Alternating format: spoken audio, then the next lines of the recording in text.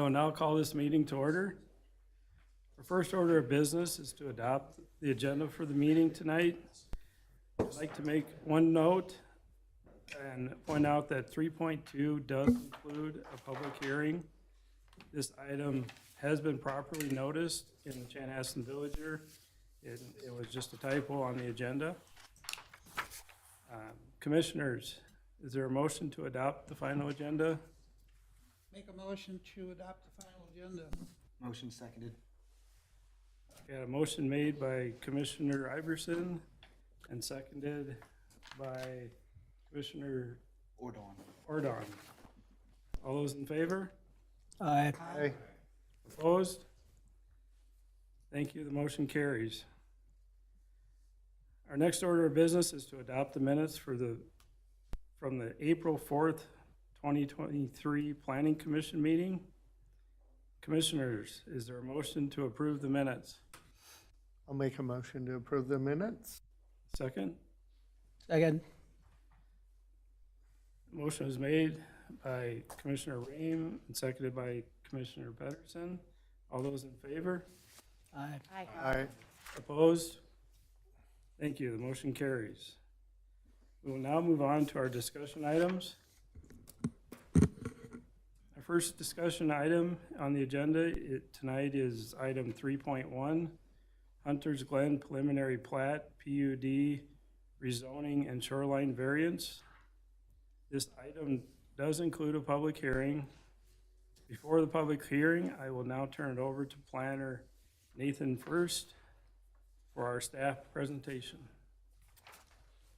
Thank you, Chair, and good evening, members of the Planning Commission. I have a presentation prepared to talk about this item. It should be up on the screen for everyone. So the project in front of the Planning Commission this evening is called Hunter's Glen. This application consists of 3 requests that the Planning Commission has been asked to review at this stage. Those are the preliminary plat application, a planned unit development request, and a shoreland variance, and I'll explain all of these requests here through this presentation. So where are we in the development process? You are here, which is the preliminary plat. So just as maybe a refresher reminder to folks, the preliminary plat is really the second stage of the development process where we really get into the nuts and bolts of the development. We review a lot of the details from zoning to transportation. All of those different kind of details are worked through at this stage and have been worked through by city staff in preparing the staff report. This is where the kind of major entitlements are granted for the project. So we're talking about preliminary plat, PUD and variances, CUPs, et cetera, as required. Okay, a little bit about planned unit developments before we get started in the review. The city uses planned unit developments in a lot of situations where developments are proposed, and this is to allow for the innovative, creative, and flexible development that is sensitive to environmental and cultural and economic considerations in partnership with public values as outlined in the comprehensive plan. So that is the purpose of the PUD process as established by the city code. Really, this process is sort of follows the PUD process as part of the general development process. So we've gotten input at the sketch plat level from the Planning Commission, City Council, and the community. And then we, at this stage, are really looking at those deviations that are necessary for this development to move forward. And then they would be finally adopted at the stage of final plat. So that's a little bit at a high level about the PUD process. Okay. So what are the existing conditions here that we're looking at? Where is this project located? This project is north of Marsh Lake Road, north of the Marsh Lake Hunt Club, and that would be north and west of the intersection of Marsh Lake Road and Victoria Drive. Current and historic agriculture the current land use and the historic land use are agriculture. So it's been used for agriculture for some time. There is a notable presence of wetlands on the site, and you'll notice on the screen here, the parcel is being kind of circled by the cursor, if you can see the screen, and there's a wetland abutting on a city-owned outlot directly to the east. So, and at this stage, we actually do know we have a tree inventory from the developer, so this bullet point is not correct. We actually have a tree inventory and have awareness of significant and heritage trees Okay, so this project was reviewed at the sketch plat stage a couple different times over the last, we'll say, 6 months. The Planning Commission reviewed a sketch plat in November of 2022. At that time, it identified some concern with what was proposed then for the side yard setbacks, in addition to the alignment of the roads that were proposed through this development. And so those things have been adjusted by the developer. The sketch plat was revised and brought back in January of this year, and the Planning Commission had an opportunity to provide some feedback, and then the City Council actually did look at it as well and have a chance to provide their feedback. So this preliminary plat does consider all of those things that the developer has heard through the sort of conceptual phase. Oh, I keep hitting my own keyboard. Okay. So the Hunters Glen preliminary plat is on the screen in front of you all, and it was included as an attachment to the staff report. On this preliminary plat, you'll notice a few different things. Number one is that it has 22 single-family residential units on it. It has a continuation of Red Fox Drive from the current terminus north of this site all the way down through that connection to Marsh Lake Road. It also connects Timber Terrace to Red Fox Drive, where it currently terminates, and then continues Catkin Way from the east side of this development straight through to the west side, really to provide access to those parcels that abut this one to the west. So that access is necessary in order to provide those parcels which may be developed in the future with access. This property is about 12.38 gross acres. However, as noted, it's covered with some wetland area, so the net developable area is less than that at around 8.5 net acres. The resulting density is 2.53 units per acre is calculated, and that is within the required range per the city's comprehensive plan. So the city's comprehensive plan provides a required range that all of these developments in the low density residential area have to hit. This one is within that range again, as stated. Okay, and so the developer is proposing some deviations from the standard R1 zoning district. And so those were highlighted in the staff report, and they are highlighted on the screen now. There is one distinction that I would make to you from the staff report to this table shown on the screen, and that is the minimum lot width. I had 68 feet in the staff report. It's actually proposed at 66. So I want to be very clear that they're proposing 66-foot wide lots. The rest of the standards are as proposed and as were shown in the staff report. So where does this all compare to the R1, the standard, and the surrounding development, the Lake Town additions that surround this property? You can see the areas in which it would depart from the standards that are in the code for R1. Staff would note that the Lake Town development has very similar deviations that were permitted through the PUD process as well. One of the things I want to note, and one of the things we'll talk about, is the shoreland variance. The developer is requesting 4,500 square feet per lot to be impervious. That is over the city code in the R1 standard, but also the shoreland ordinance, which is more prohibitive, caps properties at 25%. So we'll talk a little bit more detail about that standard specifically.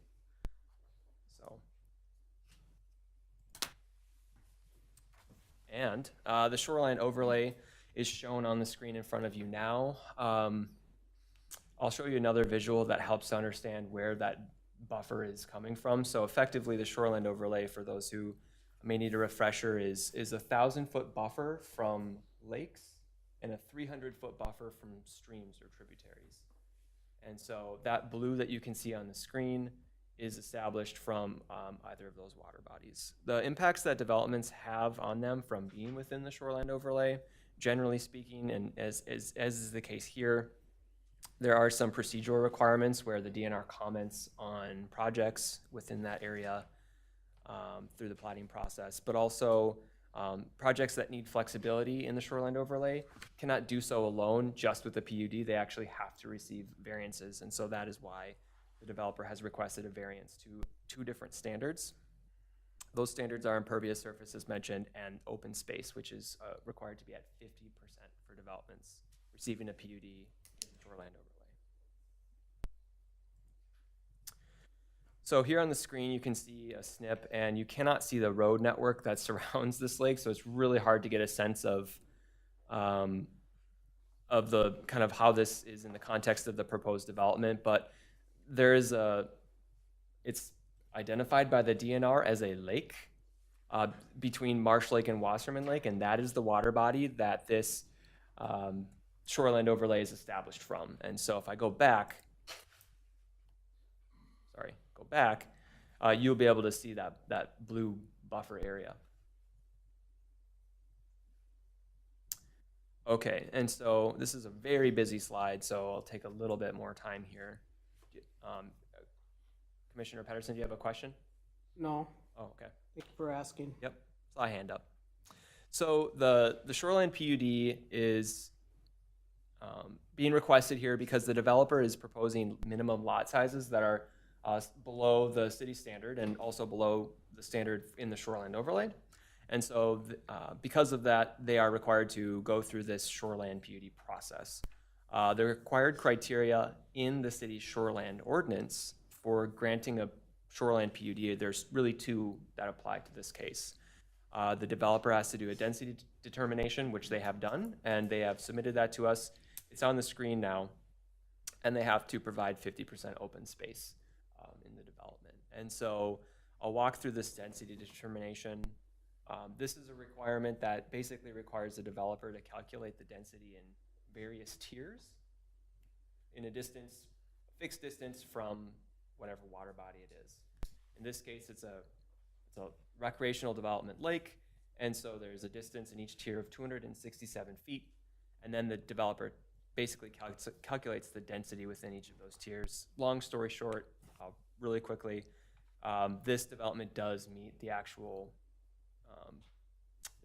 expectations for density within each of those tiers without having to receive a bonus, which they are actually allowed to receive in the ordinance. Question? For clarification, you were noting that the nearest water body that the buffer is being overlaid upon, two-part question, is the lake to the south of Marsh Lake Road, which sits in the private hunting club? No, actually. So if we look at the, sort of hard to see here, but on the screen you can see what looks to be a wetland. It's marshland. That's the lake you're running it from, as well as 6 Mile Creek, I presume? Yeah, so the distance from the creek that connects, or the tributary that connects this, we'll call it marshland, it's between those two different lakes. That is a 300-foot buffer, and that actually does not go over this particular property, but the 1,000-foot buffer from this wetland that the DNR considers a lake does go over this property. And that's what the tiered calculation is based off of. Thanks for the clarification. So the city's ordinance does allow for actual density bonuses to be granted in some cases, and this development doesn't need that in this case. It meets basically the density expectations. Now with 50% open space, the developer is providing 2 different outlots I did not mention. Outlot B is proposed to be just a conservation outlot that would preserve the existing wetland area. Outlot A would be open space that includes a stormwater pond, which will manage all of the stormwater that falls on this development. Okay, and so the variance request is, as mentioned, the open space, obviously, but also impervious surface. So the developers provided an exhibit showing how much impervious surface will be on the site. They're proposing a development that has 34% impervious in total. Now, each of the lots will have more as a percent of their lot area. I think it's going as high as 53% per lot at the lowest possible lot size. That being said, on average, the lots, instead of the minimum lot of 8,000 and just a little bit over 8,000, the average lot size is a little bit over 10,000. So most of the lots will actually not be at 53%, they would be lower.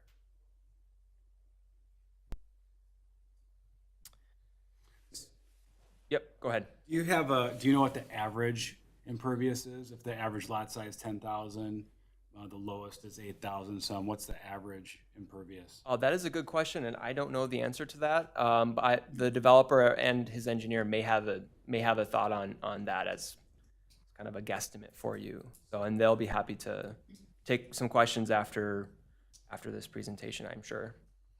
I really quickly want to walk through the findings of fact that the city has to make to grant a variance. These are statutory criteria, but they're also in the city code. And staff are proposing findings of fact that would actually allow for the city to approve this.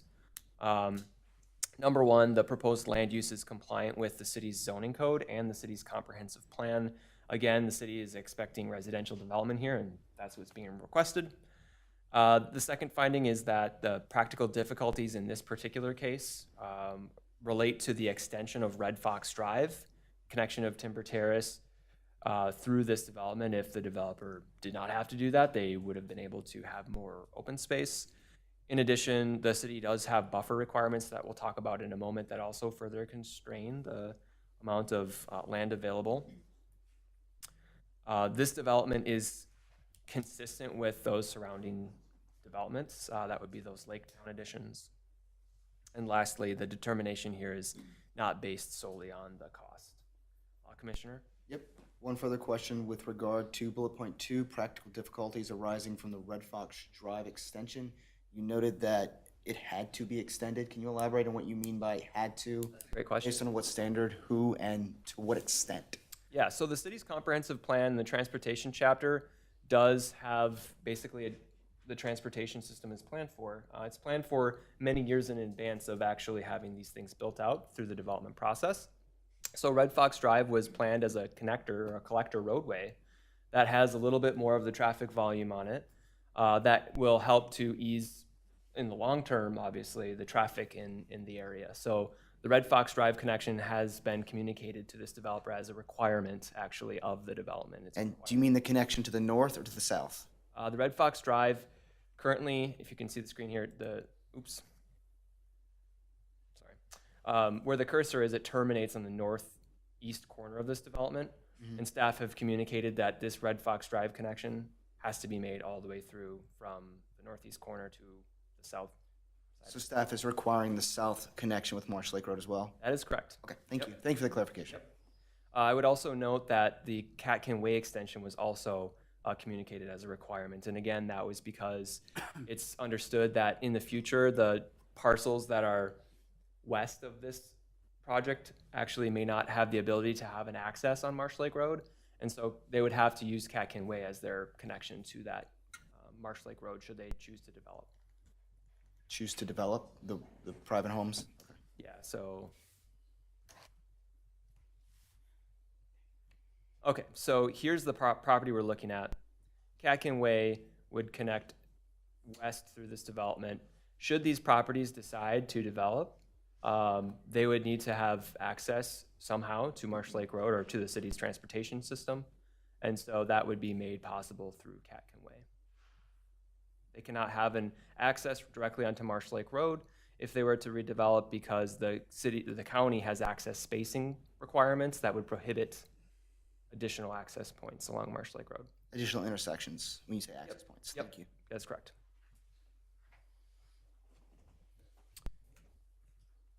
Okay. Any other questions on the findings of fact from staff on the variance? Okay. So regarding buffers, the city has buffer requirements for areas that are directly adjacent to more of the higher volume roadways. In this case, Marsh Lake Road. So the city code requires a 40-foot landscape buffer off of Marsh Lake Road. That has been provided for in the plans that are on file with the city. The buffer requirement actually includes a berm in it with specific notes on tree plantings, the number of tree plantings, and the species mix of those plantings. So the city also requires a 15-foot buffer on certain roadways as well. So that's why you're seeing, if you look at the area along Marsh Lake Road, pretty dense tree plantings. They're in that berm area. And then as it goes up through Red Fox Drive until it hits Catkin, that is also a 15-foot buffer. So providing some separation between a higher volume road and Marsh Lake Road and the neighborhood. Commissioner. Could you elaborate on 40-foot and 15-foot, the differentiate between height and width, please? Yeah, so 40 feet as a linear distance from Marsh Lake Road horizontally into the development. And height on the buffer? The berm has to be 8 feet tall Thank you. per city code. So cross-section was provided, and that helps to explain maybe those questions. So the 40-foot landscape buffer, you can see the cross-section shows how, you would imagine this berm kind of goes up, provides a base for plantings that will eventually, when they are mature, basically fully screen the neighborhood from Marsh Lake Road.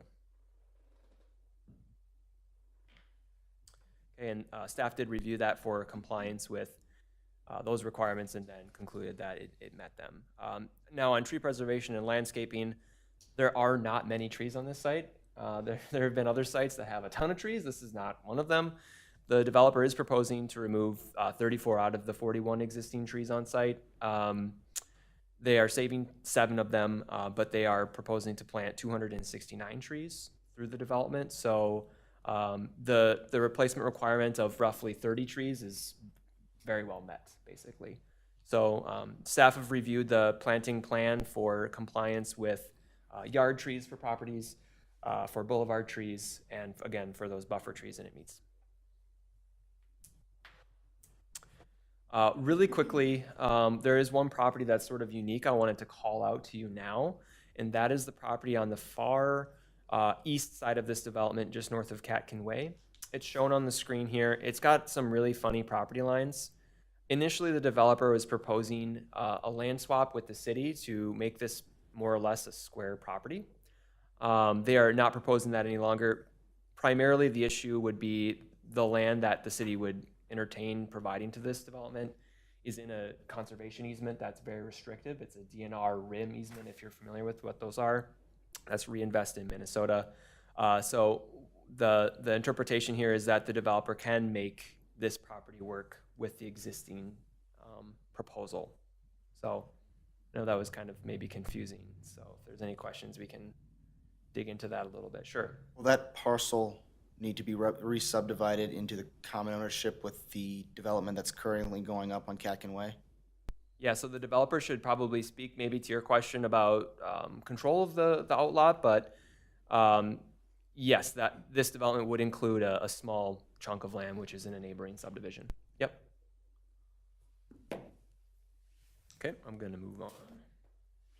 Really quickly, I think we touched really everything that I needed to say about transportation and access. Red Fox Drive connects to Marsh Lake Road from the current terminus, and Catkin Way is shown, extended.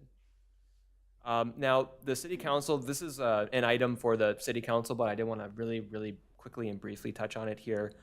There is potential for some cost share, the city sharing in some of the costs of the extension of Red Fox Drive. That is because it is a requirement of the city, and it's something that is planned for in the city's comprehensive plan. So the portion shown in red is what we would potentially look at as a request for cost share. Okay, so utilities and stormwater. On the screen, you can see where the current utilities terminate. And so this development will provide a really necessary loop to ensure that those utilities remain providing good service to the community here. There are some, I would note, minor revisions that are required by the city engineer in the April 5th city engineering memo, but those are, I would say, yeah, really minor and minor comments. So the trail and sidewalk connections here, I also wanted to mention. On the screen, you can see in red the proposed multi-use trail. This would extend the existing multi-use trail, which currently terminates exactly where Red Fox Drive terminates, and would follow Red Fox Drive south through the development. Sidewalks in this proposal meet the city's current conditions in this area, which are on the west side of Timber Terrace and on the north side of Catkin Way. One note is that actually on Catkin Way, the sidewalk currently is back of curb, which creates some challenges with snow removal. Plows tend to drop kind of a pile of snow there, and so it has been looked into as to whether this can just kind of jog up and have a boulevard between the back of the curb and the proposed sidewalk, and it is shown here in this request. Okay, so parkland dedication. The city does require parkland when land is subdivided, parkland dedication rather. So the first thing that we look at when deciding on whether to require either the dedication of land or the dedication of payment of cash in lieu of that is the city's adopted kind of park search area map, which is in the comprehensive plan. That's shown on the screen here. So staff do note that this property is within a park search area, but as noted during the sketch plat review process, there is really no land in this development to have a park on, and this site does have good access to existing park facilities.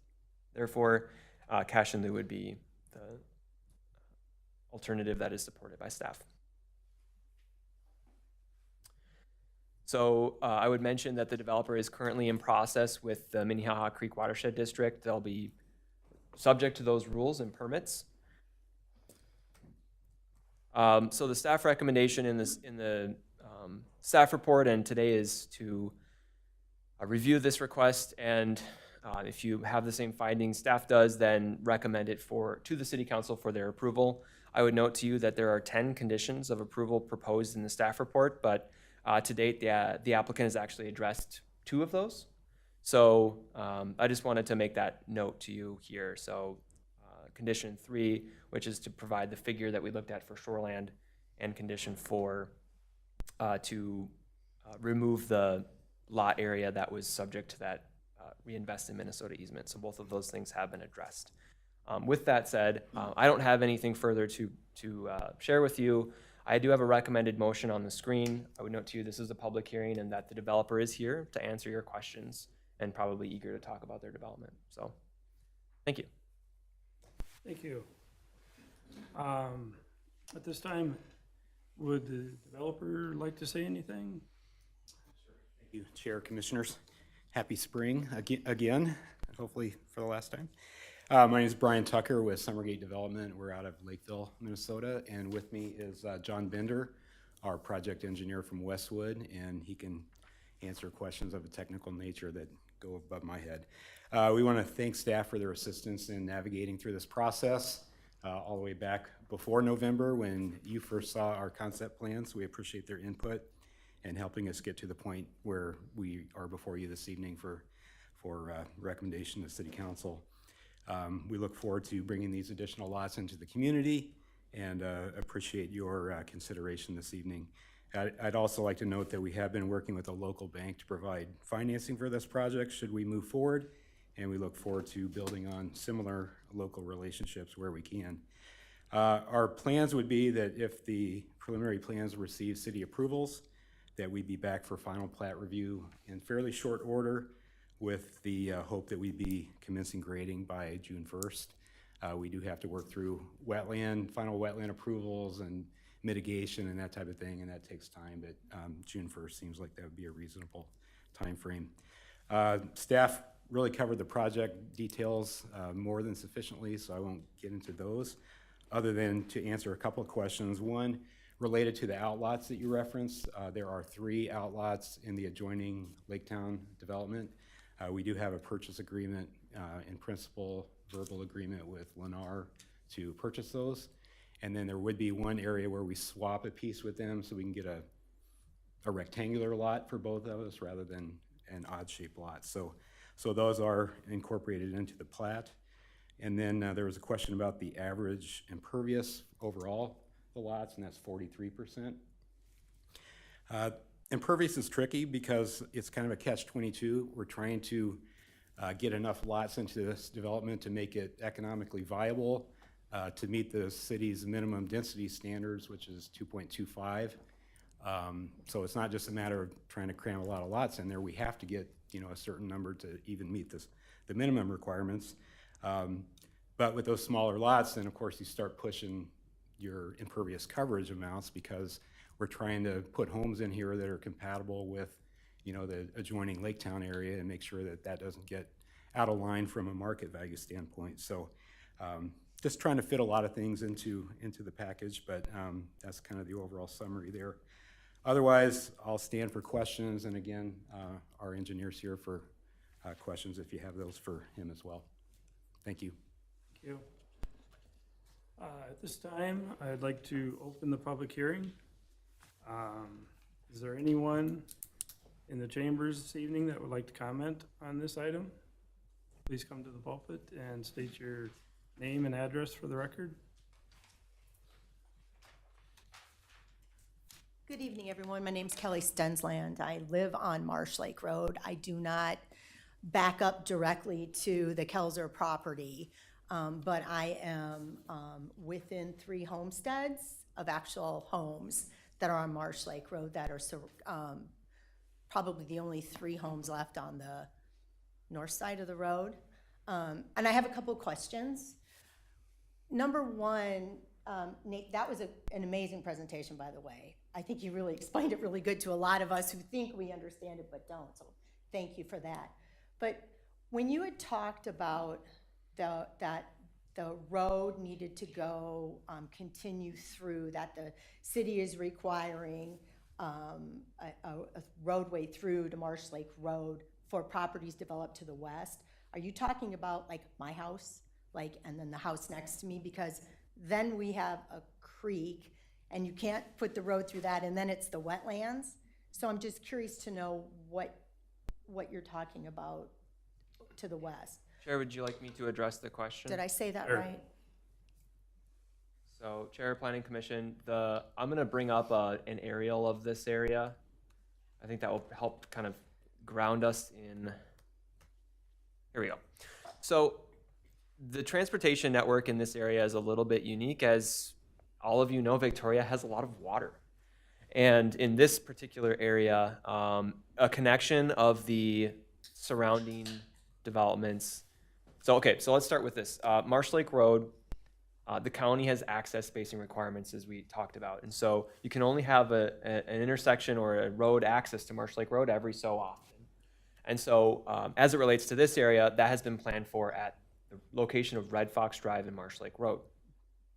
So there couldn't be any access until you get further along west along Marsh Lake Road. And at that point, you would be far enough where you couldn't get over or through whatever this water body is, this tributary, which runs from, yes, thank you. So that would be 6 Mile Creek that runs up this way. And so the only way then to provide access to develop the parcels, if and when, My house. Yeah. if and when there is a decision to sell, potentially, or redevelop or whatever, the only way then to provide access, which the city is responsible to do, to those properties would be to extend Catkin Way to the western property line of this proposed development. And what's being proposed here, and the developer's engineer can definitely speak to this, is that Catkin Way would just basically dead end. Basically dead end on the property line. There would be a temporary turnaround that's provided to allow for city vehicles, emergency services, things of that nature to just turn around in this area. And then in the future, when and if those properties west and northwest of this one do decide to develop, they would have access then provided to them. So this is definitely a valuable thing for those properties because they're provided with access, which makes them developable. Just one point of clarification there, that is my backyard, and I can tell you that it is within DNR wetlands. You wouldn't be able to run a street through there. So, I mean, I'm just saying, just for clarification, I know because I live there, and it floods and it's flooded, so that's what confused me. So I understand what you're saying, but just to clarify, I don't think it'd be possible. Okay, and then the other question I had for the developer is on lot swapping with Lennar. So right now, and this I think goes back to open spaces, and again, I'm trying to say all this right.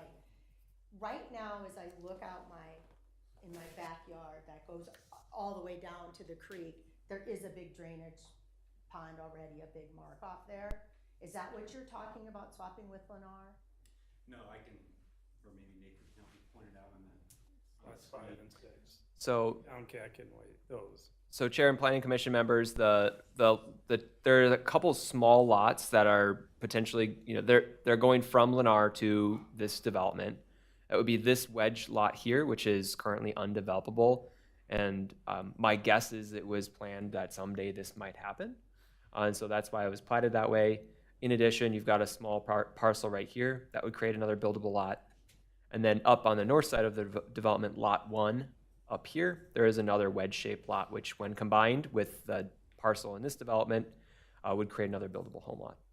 Okay, thank you for that. And then third point I'd like to make is that I have lived on Marsh Lake Road for close to 15 years. I've seen a lot of developments come in, from the meat cutters being sold and developed to Lake Town being sold and developed. And I have watched the erosion, and I've watched the trajectory and all the drainage, and to the Kelzer's property as well, over the years, just become flooded. Yards are becoming flooded. If you talk to city engineer Guerin, I know there were some issues with the Lake Town Connection Road too, when we tried to put that in. And I know that the road was sinking and the land was sinking, and we had a lot of problems because essentially we're building on what is and was wetlands. I would just like to respectfully ask that we keep in mind that wetlands are wetlands, and that is one thing Victoria is proud of. We have lakes, we have parks, we have wetlands. We have trumpeter swans. We have mallards. We have wood ducks. We have a lot of wildlife because of that. And the more we bring in these developments, we are really ruining what we have as far as natural resources, trajectory, drainage, etc. I know that development is necessary to grow the city. I understand that. I understand about the tax base. I understand. But I would just really like to say that I've been coming to these meetings for a long time, and I always hear about variances, and I know precedence is set, but you all set the variances, you all set the requirements, and there's always an exception. And just to please think about what you're doing, because you are flooding people's yards, you are ruining 6 Mile Creek. I really encourage you to work with the DNR and work with the watershed and really, really be sensitive to what's happening. Thank you. Is there anyone else in the chamber that would like to speak on this item?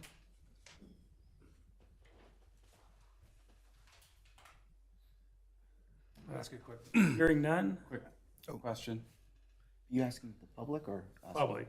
Yeah, no, when you're done, that's fine. When they're Hearing none, I'd like to get a motion to close the public hearing. I move to close the public hearing. second. I got a motion to close it from Commissioner Murray and a second from Commissioner Sikora. All those in favor? Aye. Aye. Opposed? Motion carries and the public hearing is closed. I will now open the floor for the Planning Commission to discuss and ask questions and comments. Thanks. So I had a question on the proposed termination of Catkin Way, the way it stands. What does that look like? Because it looks like on here it just is kind of cut off to the side, but I'm sure there's something planned there, I think, to the public question. What would be planned there, and how far does it go outside of the bounds of what we see here?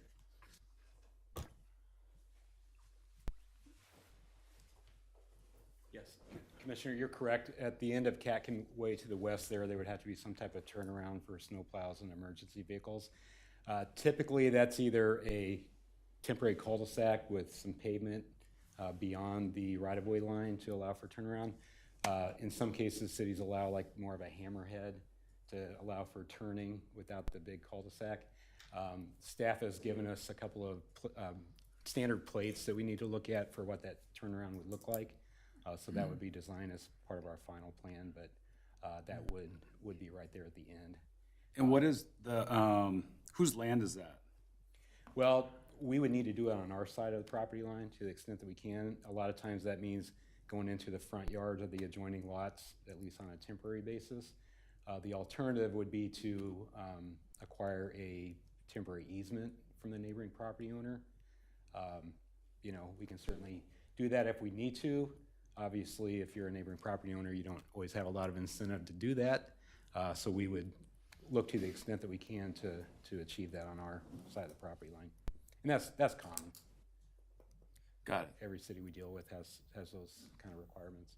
I had one more question. It might be to staff.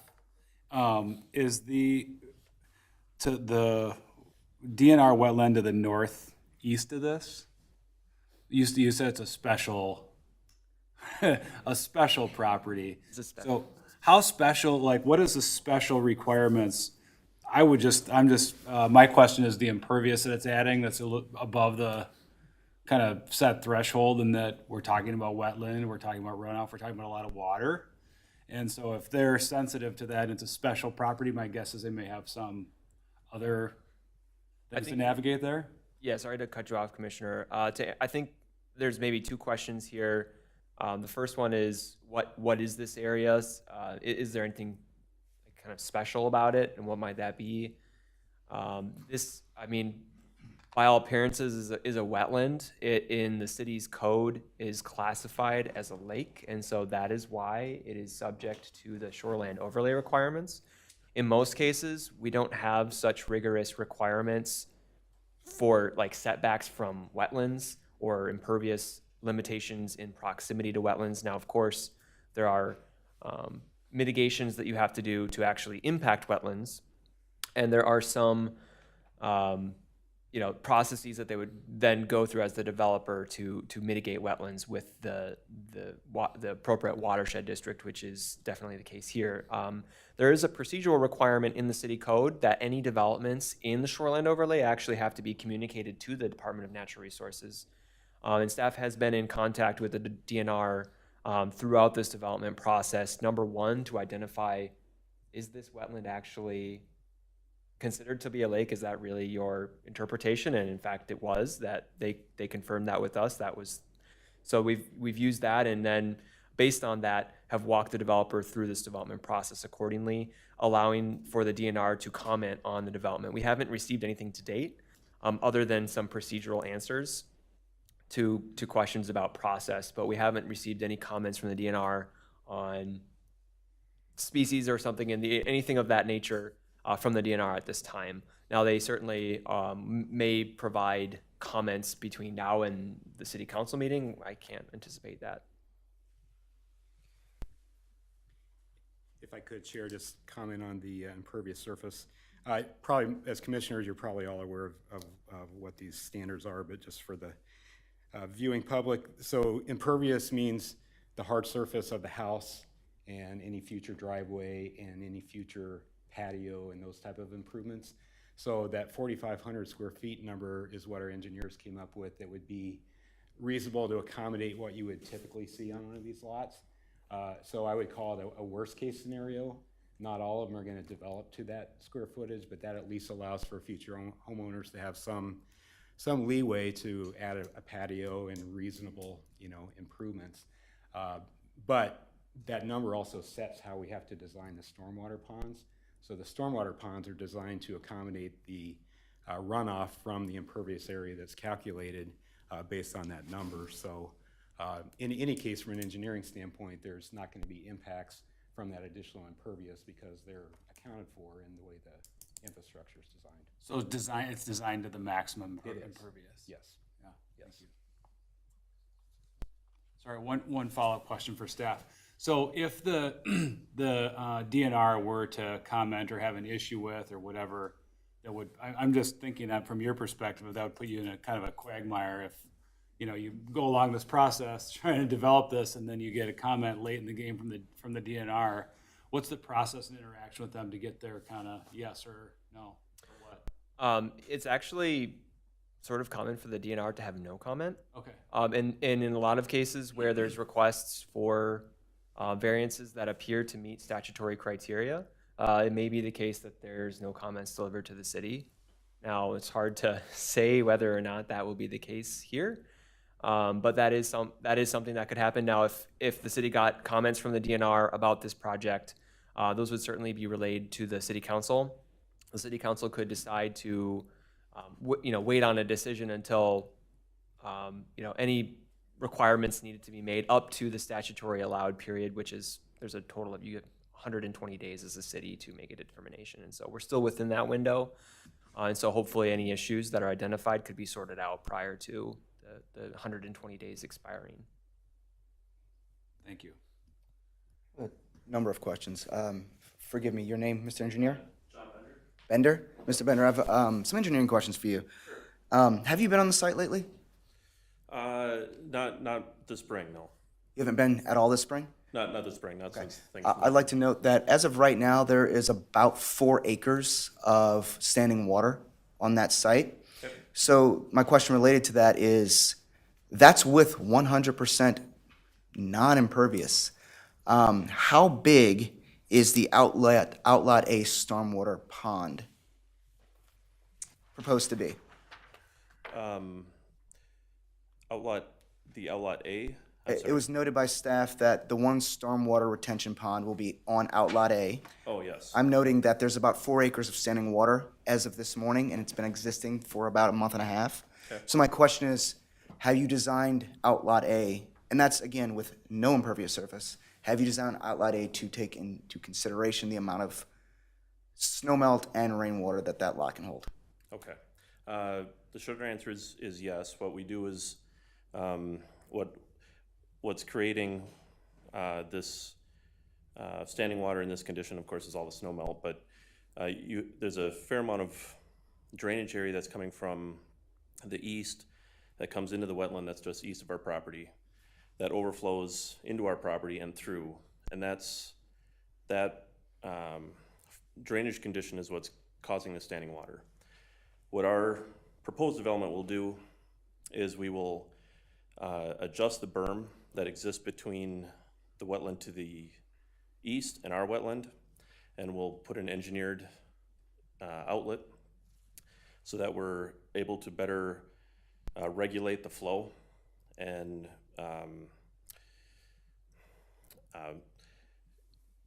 how do I say this? It would attenuate the flow so that we can reduce the rate that discharges downstream and, in fact, discharges to our own Outlet A. And where would that water discharge to? Ultimately, it discharges to the northwest, where it currently discharges to. So it would cross private property? Yes. Have you talked to the neighboring landowner about the fact that your drainage will cross private property? I have not personally spoken to the landowners, no. What I am required to do is meet the stormwater rules, which says that I have to meet the volume control and rate control requirements at discharge off site, which are designed. I understand. Yep. Does developer or staff feel that speaking to the private property owners to the west about the fact that this new development will drain over their property be a key step in approving this plat? I guess, Commissioner, to answer your question, one of the things that we would look to is, what is the concern from an engineering level of the water flow? Because that is typically the staff directly reviewing those conditions. And so there has not been concern noted at the staff level about the flow of water, and therefore that has not been something that has been discussed or required of the developer to do. And it's, I guess what the applicant is noting is that they're not required by any rules or laws to who they have to work with, as provided they meet their requirements. Is there a regulation within the code that require that a new development not impact private property to all sides? It's likely that there is some provision in the city's subdivision ordinance that would have something to that effect, yes, sir. Um, next question is with regard to grading. We note that in the April 5th, 2023 engineer's report that the current grade, and as you've been on the site, you know, it's noted as 3-to-1. It's probably a little bit higher than that. There's about a 25 to 30 foot differential between the lowest point in that lot and the highest point in the lot. And for this question, I was curious if staff could bring up the cross section where you referenced the berm again, so I might more completely ask my question with a picture reference. Thank you. Really quickly, picture. It was the cross section that you showed me with the berm. That was very helpful. Apologies. Yep. That one. So if you note where it says berm, where the trees are, I will note that that site is about 30 feet higher than the north part of the lot. When we talk grading, I'm assuming these homes will not sit on an incline, that you're going to grade the site level.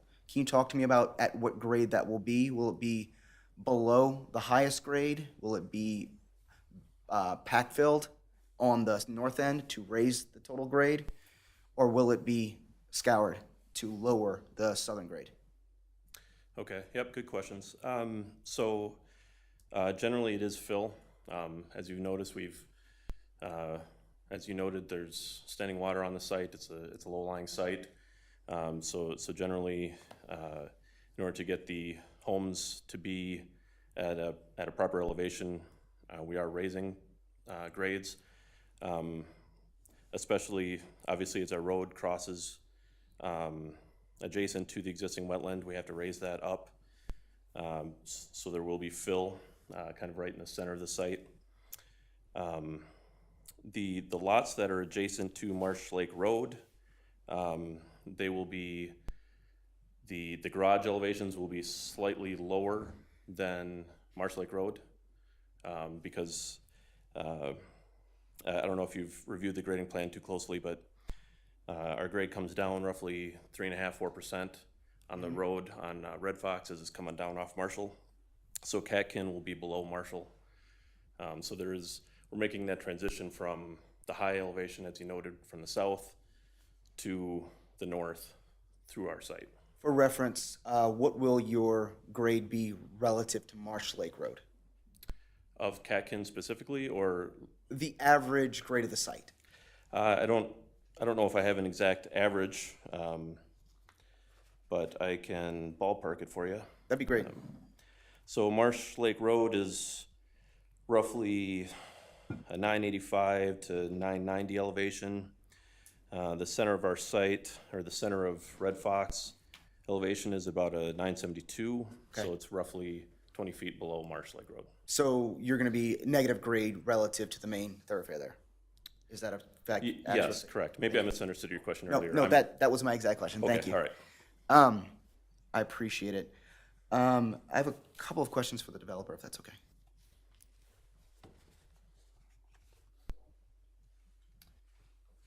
Could you speak to me about the market studies you've done relative to the absorption rates in, for instance, your own Timber Creek development in Carver, or the new development that's going up right to the south of Marsh Lake Road?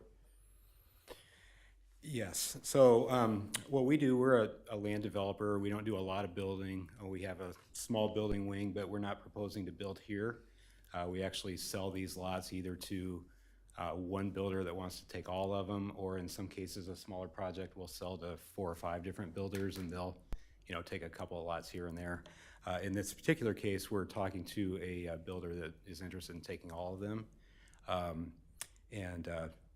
they certainly have indicated that there's demand for this area and for the product type that they're hoping to put here. Everyone's watching interest rates and absorption rates.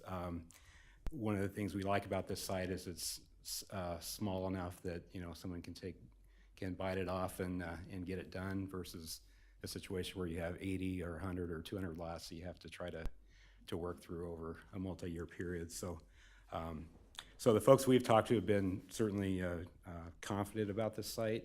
If that builder should elect to, not work with us, then we would look to probably develop it over, a couple year time period with smaller builders that just want to, buy onesies and twosies. So, two follow-up questions there. So you don't know the absorption rate of your own Timber Creek development or the development to the south of Marsh Lake?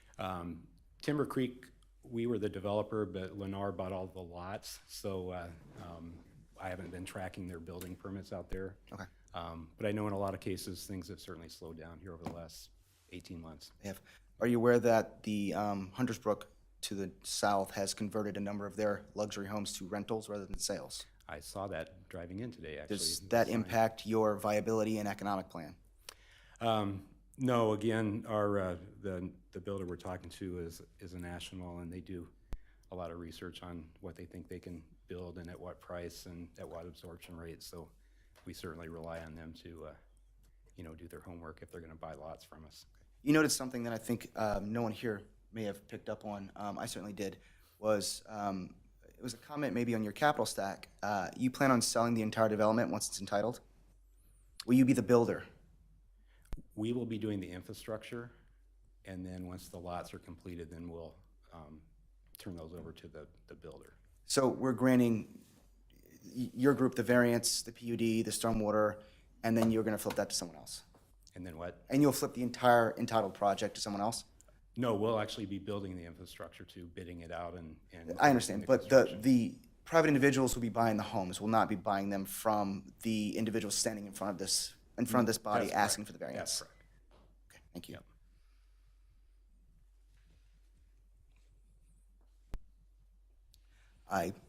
I have further questions. If no one else. Anybody else?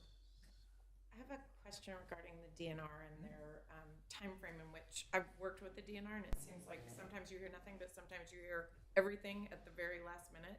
Do we have a window in which we're expecting a response back, or are we just going to say, oh, they're not getting back to us, so we should be fine? Because that concerns me.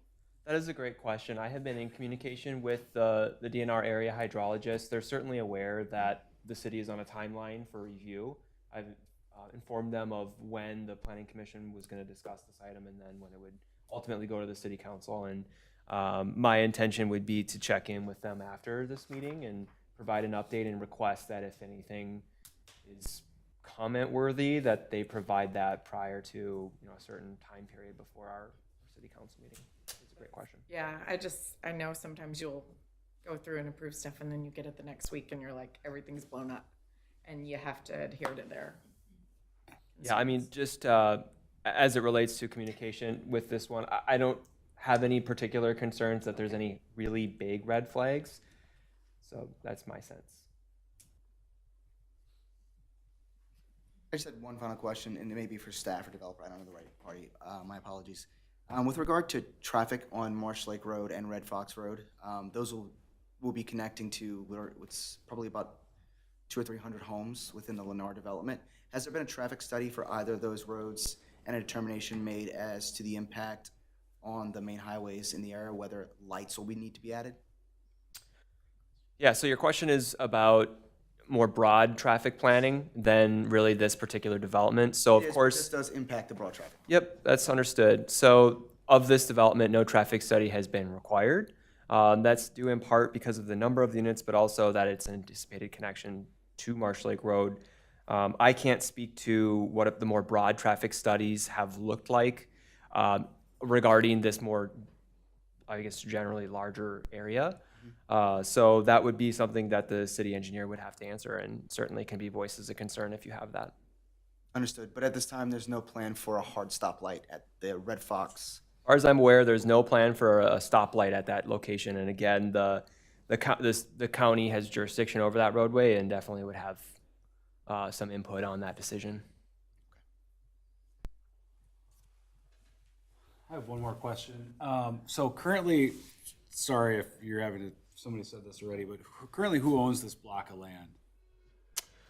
This parcel is known as the Kelzer parcel. So the Kelzer family, I believe, is the owner currently of this parcel, and maybe the developer can speak to the land control at the moment. But my assumption would be that following entitlements, that the land would then be sold.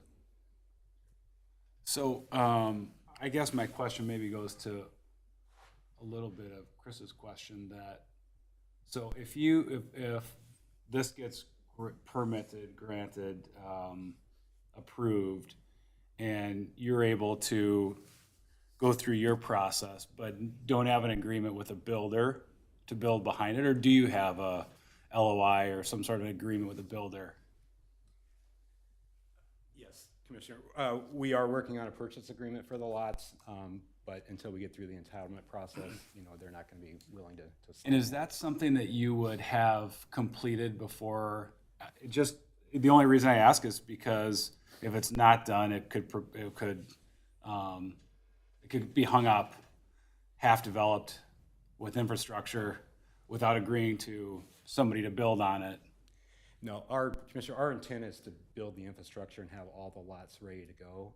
And whether it's this current builder we're talking to or another group of builders that come in later, we'll be responsible to do all the infrastructure and to meet all the city requirements and get it through the process where that's completed. So before final approval, would you have a purchase agreement? Before final plat approval, yeah, I mean, at this stage, with the group that we're talking to, we would have that in place by then. But again, even if that were to fall through, we still feel like this is a good enough location and, a great community where we're confident that we can sell 22 lots over the next few years if we need to stretch it out longer. Got it. And that's common. I mean, all the cities we build in, many times we're going in with a builder already lined up.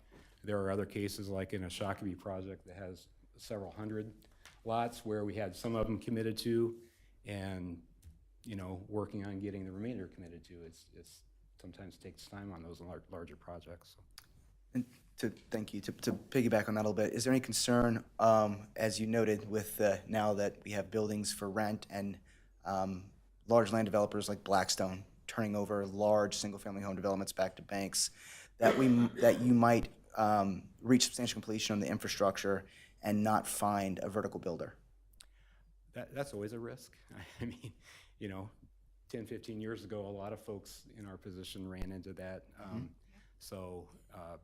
Obviously, we, like a lot of developers, aren't being overly aggressive this year and trying to do 10 projects. We looked at this one, and again, it made sense just from a scale standpoint that we can easily carry it if, for whatever reason, we get delayed on having all the lots purchased. It'd be a very different answer if it was 80 lots. What's the average square footage of each home being proposed on the lots? That I don't have because, again, it's going to be builder specific. They've indicated that they'd be very comparable with the Lennar homes next door. You mean on Catkin Way? Yes. Do you know what the average sale price on those homes is currently? Not specifically, but I know anything in that size range is 500 and up. So I would expect that these would be comparable. Okay.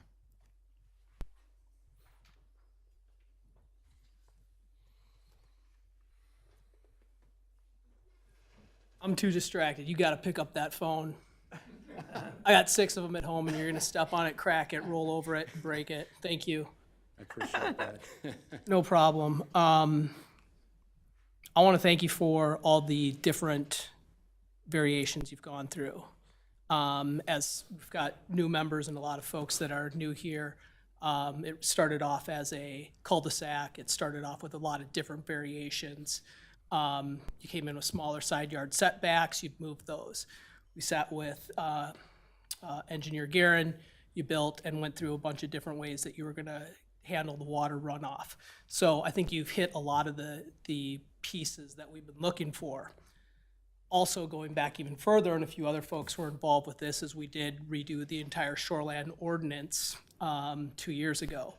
And essentially, after all that was said and done, we made the restrictions up closer to the water less, and we made them tougher as you got further away. At the time, it made sense, and it hopefully will make sense down the road. My thoughts are when we worked with Chaska, Minnesota River, DNR, Minnehaha Creek Watershed District, all of them had different viewpoints and differing ways to do things. Number 5 on the list was approval from the Minnehaha Creek Watershed District. What are they gonna say? Because we're basically, coming in at half the impervious surface that they want. I mean, what if they say, no, we don't approve of this? Then what happens? Sounds like you have enough background to know that a lot of times these state, especially at the state level, some of the regulations are definitely not a one-size-fits-all. I mean, it maybe makes sense on a generalized scale, but then you look at a property like this, it's 12 acres with 40% of it taken up in wetland or right-of-way. It just doesn't work. On top of that, then you have the Met Council saying, well, Victoria, you need to develop it at least 2.25 units per acre. I mean, you can't even achieve that when you apply all the different standards overlaying each other, so it gets challenging. We have already received technical comments from the watershed and didn't see anything that was insurmountable in terms of requirements. And to the question about, what happens if the DNR comes back and says, well, we don't like this at the 11th hour. Well, in my previous professional life, I sat on your side. I was a city planner in one of the other suburbs for about 20 years and dealt with the DNR all the time on these kind of projects. And probably the simplest answer is no news is good news. I mean, you let them know early on, hey, this is proposed. You have an opportunity to comment.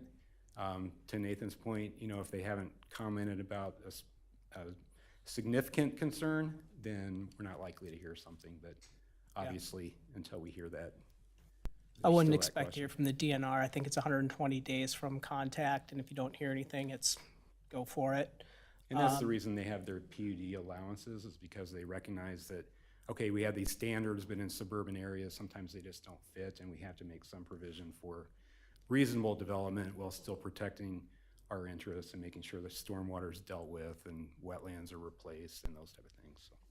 I think just from a little bit more of a historical perspective, another reason that we were considering this variance and the PUD and everything as an idea is the fact that you're building Red Fox Way and connecting that Collector Road to Marsh Lake Road. I think that was one of the big factors that got you the thumbs up from all of us the last time around. I have concerns that it is now a joint venture in some ways, and I would add a bullet point on the list of things to do that is not a joint venture and is something that's taken by your group. Again, I'm just the one opinion on that, but I thought that's something that should be addressed. But other than that, I didn't have anything else. Thank you. If I could, on Commissioner Pedersen, it looked like it was 50-50 on the cost share if you looked at what you were requesting for the city to participate in on Red Fox. But it's hard to tell. I'm like, do you have a cost share on that at all? Have we allocated? I mean, I know this is a request, but is the request 50%? Do you? Really, It's hard for me to know. it's hard to talk about this without the city engineer present because she's really instrumental in talking about this. So really, at this level of the game, the planning commission is really not the right body to be discussing kind of the specifics of cost share. Now, that being said, certainly you have a recommendation to looking for provide the council. percentages, I don't have anything off the top of my head. I apologize.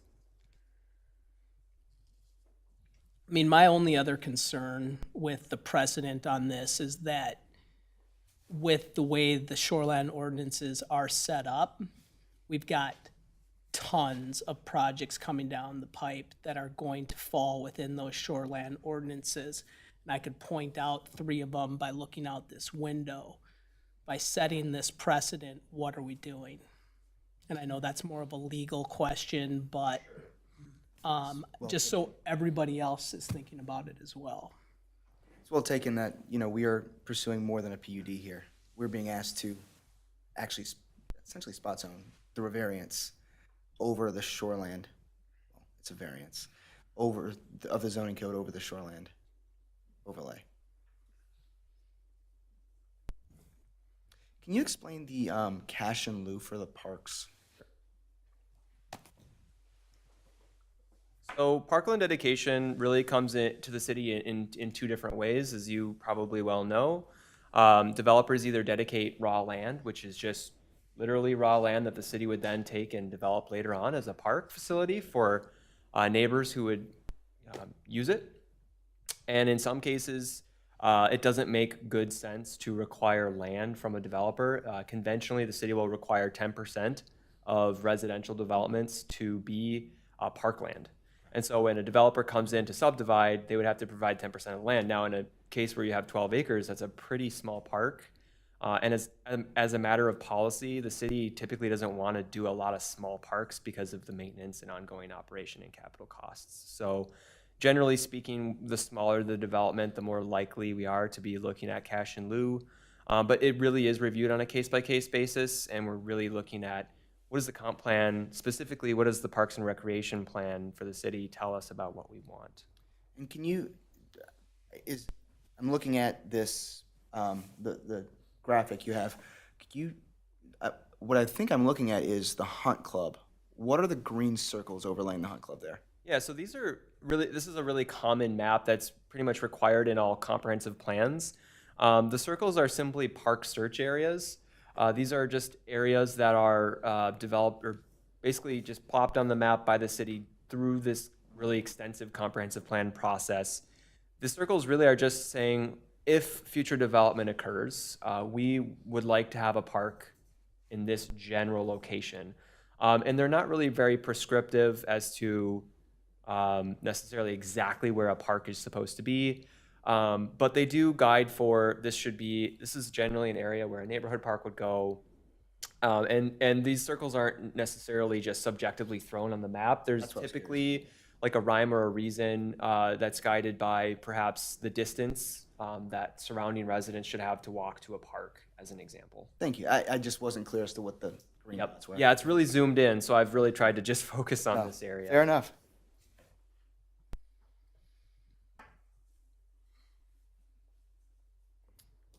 Any other comments?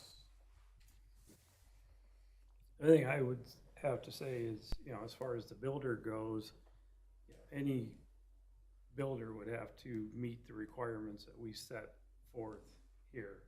So whether it's, what we do here, whether they build it or whether they sell them off, they still have to meet whatever requirements are in the variance.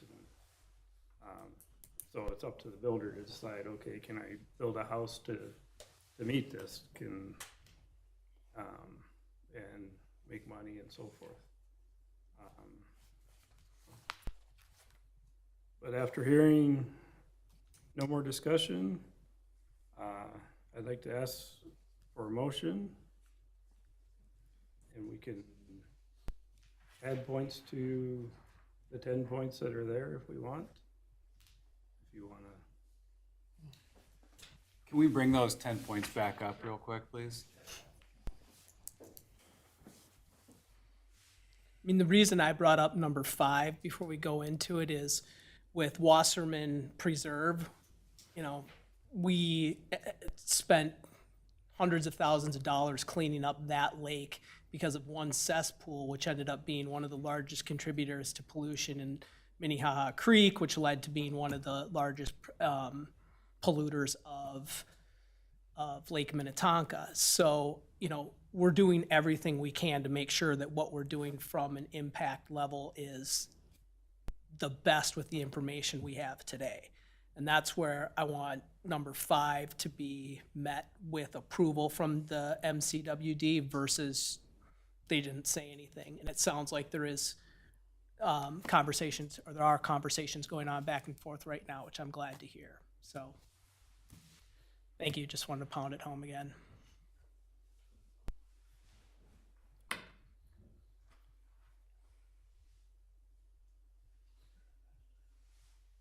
I just know there was a comment made about the water runoff or control water from neighboring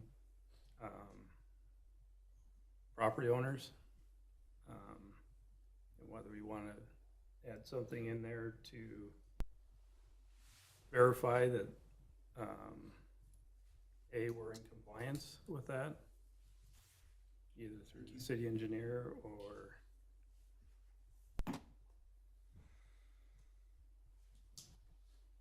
just so that we aren't backing water up onto a property that doesn't have a water problem right now. And Commissioner Pedersen, to that point on 5, because that's the thing that I've been thinking about as well, are they going to be taking in consideration not only this property, but the adjacent ones? So it is a broader due diligence that is happening at a stage if this moves forward, that we would be looking to that guidance in terms of the context of the adjacent, because, yeah, if it is kind of settled water as it is now, that's coming from somewhere, where it's gonna go, how it's gonna go. That was the concern that I had, is the calculations are based on this and not in context to the space around it, so. 5, yeah, has been the thing I've been wanting to know we're gonna be concerned about moving forward if it's approved. Ultimately, too, then I just think the important to note is that the outlets A, B, and C would be deeded to the city. So stuff that would come out of those Yeah. over, the water flows from somewhere and it comes from somewhere and it's the city's fault. So ultimately, we want to be very sure that there's no disruption, because it's going to be the city's fault if something happens, because it's the city's outlots. I think we kind of hammered that with Engineer Guerin when she was here last time too as well. But yeah, I think the water flow is very important. Yeah. If I could, so city regulations related to stormwater always have the component of whatever the existing conditions are, the existing flow, the existing volume. We can't do anything to cause that to increase. So the fact that there's already some water that naturally runs through the neighboring property doesn't necessarily burden us or the city or any agency with saying, hey, our water is going to go across your property, but our engineers have to design all the stormwater and all the infrastructure so that that condition doesn't change in the future. So that's something that the city engineer would be reviewing our plans very carefully and making sure that it meets that criteria before the city takes the dedication, because of, to your point, you don't want to inherit an issue. So our guys have to work really hard to demonstrate that. Understood, thank you. That's not changing. Chair and Commission, I can confirm that we, as part of the application submittal, did receive the stormwater report from the applicant, and that has been reviewed by the city engineer. So I did want to confirm that too.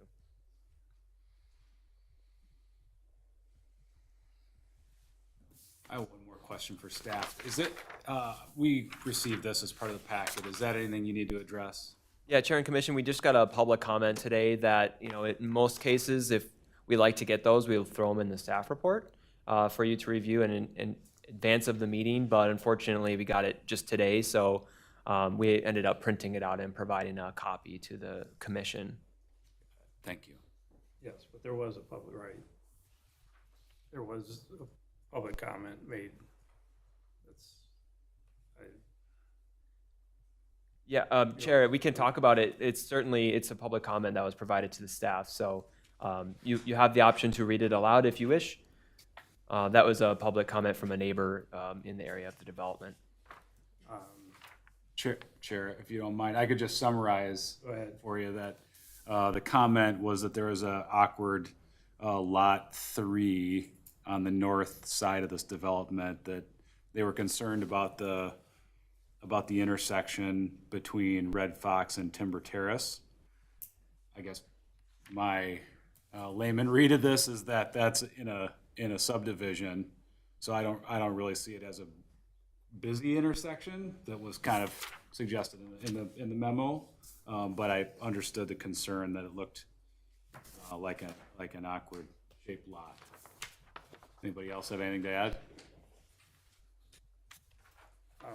And I think at one time that drive was coming off of Red Fox, and I think we had it changed to Timber Terrace too. Okay. Yep, Chair and Commission, I did have an opportunity to speak with Engineer Guerin about that particular comment, and I would just note that there is no real, like, there's no particular concern about the proposed alignment of Timber Terrace as it hits Red Fox Drive. That has been reviewed by the engineer, and specifically also the grading plan proposed as those things kind of all work in concert.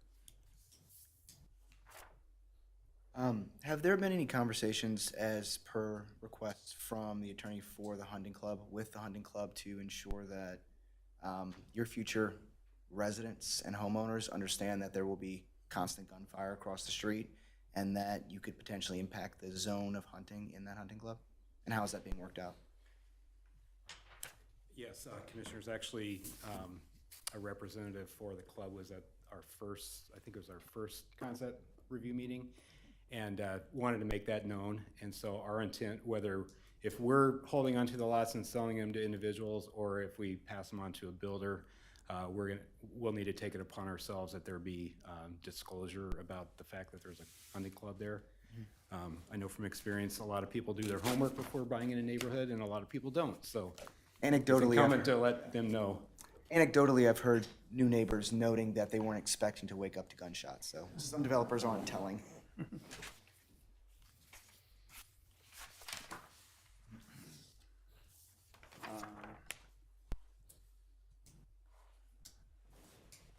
So, we have a motion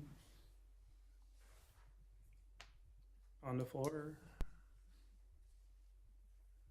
Pull that back up. Anybody like to make a motion? For the benefit of the commissioners and the body, would staff mind explaining exactly what the impact of a passage of this motion would be? Absolutely. So staff are recommending an approval of this item, and the Planning Commission's role here would be to provide a recommendation to the City Council on a determination on the 3 different requests. So the requests are, again, a preliminary plat, the planned unit development with the deviations we've discussed, and the shoreland variances that are associated with the development. A recommendation this evening from the Planning Commission to the City Council is a recommendation. It is not a final decision. The final decision on these applications would take place at the City Council meeting that this development goes to. We are anticipating that would be on May 8th. That would be on Monday night. So the City Council there would decide as a final decision as to whether the city will approve with conditions or deny this development request. So, and I should also mention, as we kind of discussed at the very beginning of my presentation, this is the second stage of the development process. The developer, as we know, has gone through the sketch plat review a couple times. They are here in front of you for a preliminary plat. Should the city decide to approve or approve with conditions the development, the developer would go and work on their final plans. They would correct the things that they need to correct. They would bring those plans back to the city and apply for a final plat, and that is when the final approvals on the development would take place. Would the city engineer be at that meeting to answer some of the questions they were not here today to answer? Yeah, Commissioner, to answer your question, yes, the city engineer can come to a planning commission meeting certainly to answer questions, and is always on staff at the City Council meeting should there be questions relating to engineering review. Thank you.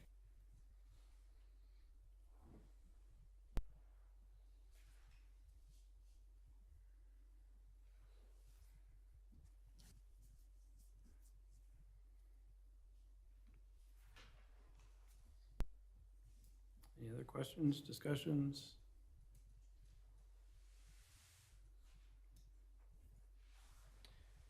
Are you still in your diligence period with the seller of this property, or have you gone hard? Yeah, Commissioners, we do have a purchase agreement with them. We've got a closing date set, which is based on our schedule getting through city approvals. There's a contingency for city approvals? But yes, we've already done soil reviews and phase 1s and all that kind of stuff. You have Yes. completed a full phase 1? Yes. Thank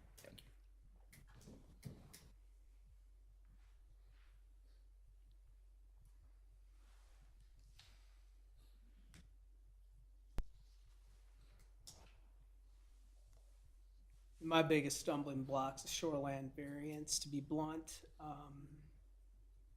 What if we don't get a motion tonight? This still goes to city council, correct? Yeah, so we would have to regroup as staff and just determine a path forward for the development, but May 8th would be the planned date for city council review.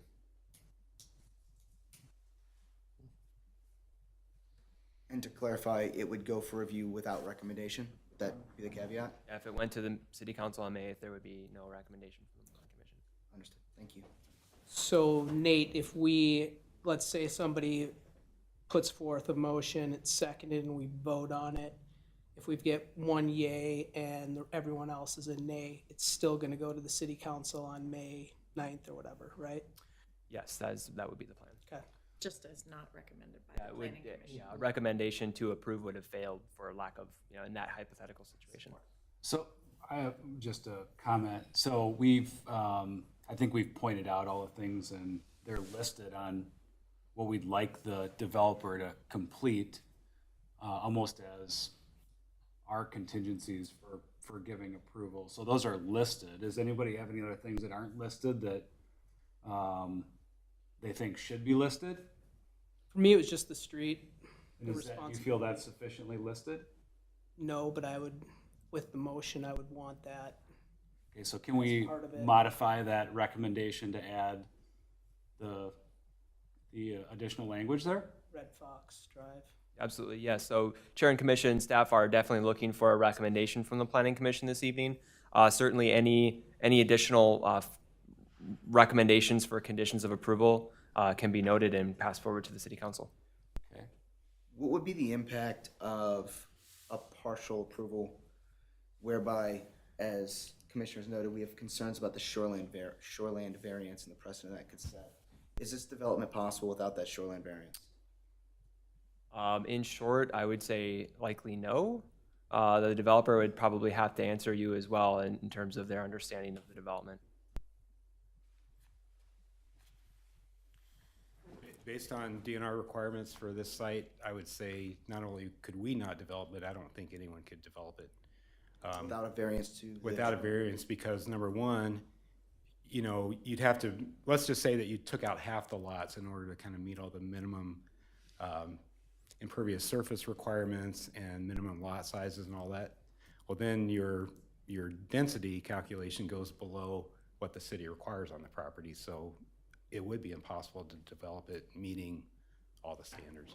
But you, Follow-up question in the staff. Oh, I'm sorry. No, you- Is, what's a higher burden, the shoreline variance or a change to the density requirement? Because one thing that's noted here is economics are not to be considered. So let's take away whatever the spread might be on your purchase versus your sale. What's a higher burden, the shoreline variance or a reduction in density, such that we build half the space? So the developer is correct in stating that they are required to build to a certain density. Yeah. The density required here is 2.25 units per acre, which does not allow them to remove really hardly any units from the development. We're pursuing a variance already, so what's the difference between pursuing a variance to that requirement? can there be a variance to density versus a variance to the shoreline and the? Yeah, so impervious? you cannot request a variance from density. That is a comprehensive plan matter. So in order to reduce the density or to go higher than the range, which here is a maximum of 6 units per acre, you'd have to apply for a comprehensive plan amendment. So you could say if we're talking about the burden of doing that, it's very high. It's very difficult That to was my change the question. comprehensive Thank you. plan. Yeah. It would have to be in a different zoning district, like a medium density. That is correct. So another thing that the developer is correct about is the city's requirement to have Red Fox Drive basically continued through this development. That is a connection that has been planned for decades. That connection of Red Fox Drive to Marsh Lake Road is really critical for the long-term transportation system in this particular area of the city. So that is seen by staff as a worthy finding to be made in order to support a variance request.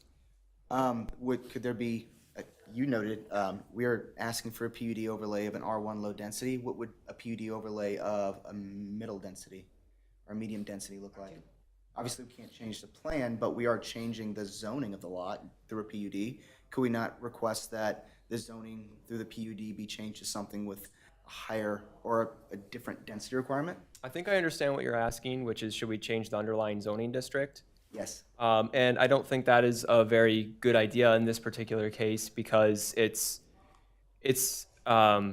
guided for a zoning district that meets the city's comp plan.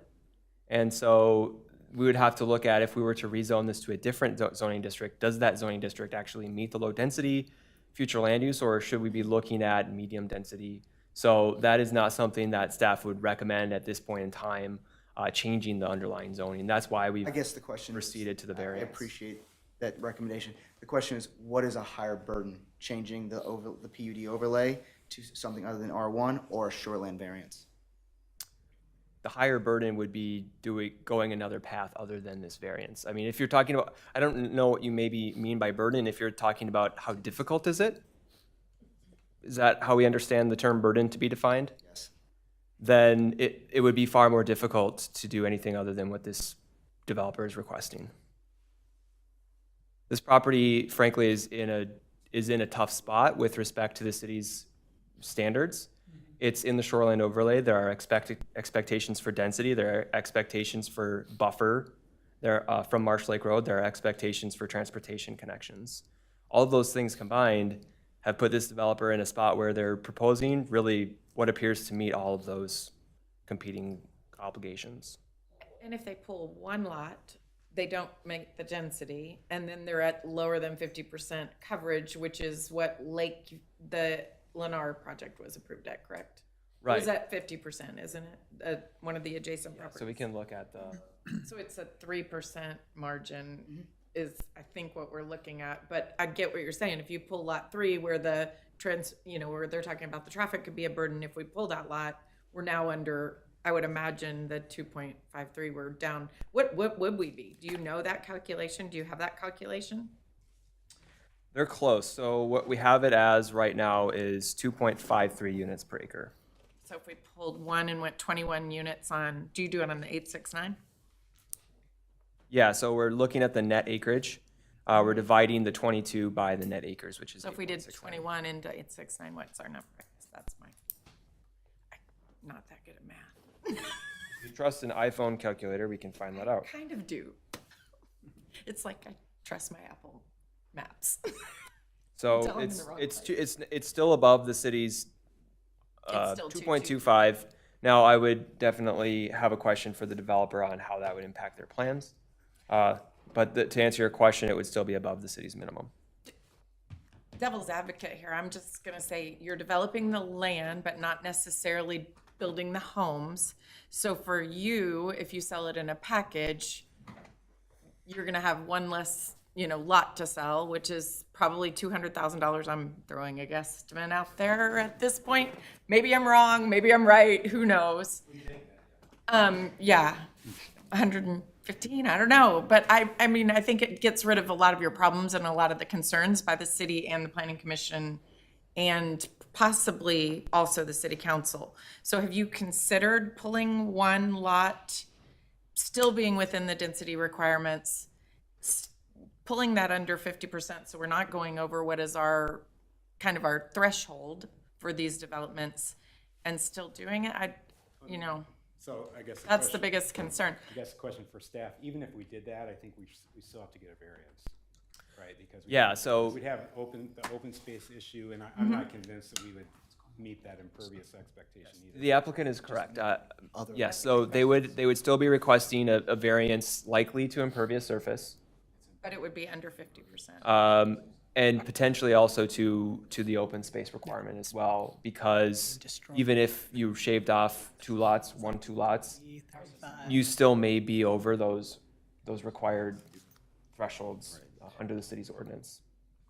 And so the conflict here, potentially, Commissioner, could be the density that's required by the comp plan and the other standards that are competing on the property.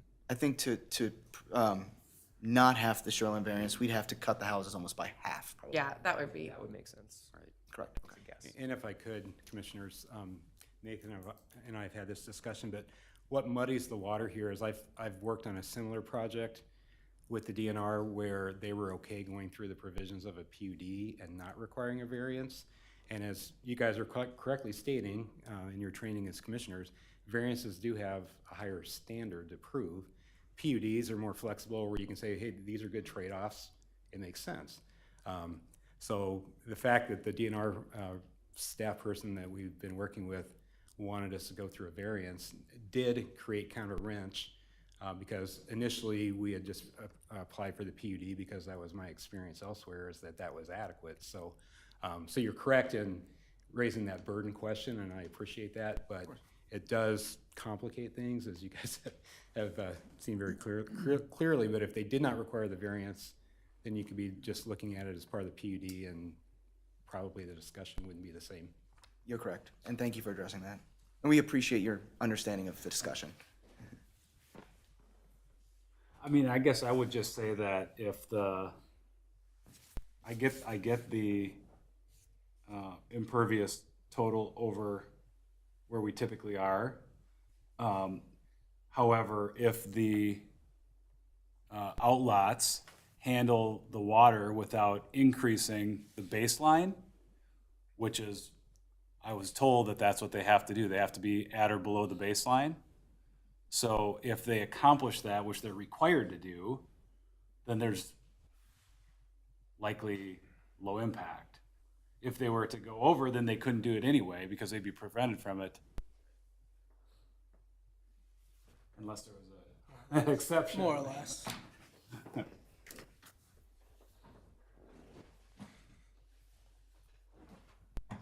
What's the difference between putting together a motion and not putting together a motion tonight? Doesn't seem like anyone here is really excited about it. Do we have to table it, or do we have to move something and then vote on it, or what's the? So staff are certainly looking and hoping for a recommendation to facilitate the review of the development. That being said, if the Planning Commission were to decide to table the item, then it would be brought back at a future meeting. If you decide to go that route, I'm not sure what questions that you have that you haven't already asked or that haven't already been addressed. And so if you decide to table this item, it would be very helpful to staff if you would really help identify the reasons why you're tabling it, what you're looking to learn from the time between this review and a future Planning Commission review, so that we can address your questions. Gotcha. I just want to move on. Is it better to, if somebody's willing to do the motion, to have a vote and then it goes forward with either a positive or a negative from the from the commission? Commission, that would be very helpful. Yeah, and so when you do make a recommendation, if you would provide a basis as to what you're why you're supporting whatever recommendation you're making, that's also extremely helpful, because then we can convey that to the city council as they consider the item. So I just want to go back to the list. So did we add Commissioner Pedersen's caveat to number 5? And then did we add the chair's recommendation on double checking the code to impact private land? Certainly we can do that, Commissioner. There has not been a motion made yet, so we haven't really been formally. So if I make a motion with those Yeah. changes to the staff recommendation, could we Yeah. put those in pen? Yes. What would be the impact of moving to, I guess, what's the opposite of not recommending? The opposite of recommending. It's still The opposite of- city It would go to the council. city council. I would just With make a point that I feel like I'm here to help the city of Victoria develop and move forward with housing, more residents, a better place. And I see this as a tough place, a tough spot to develop.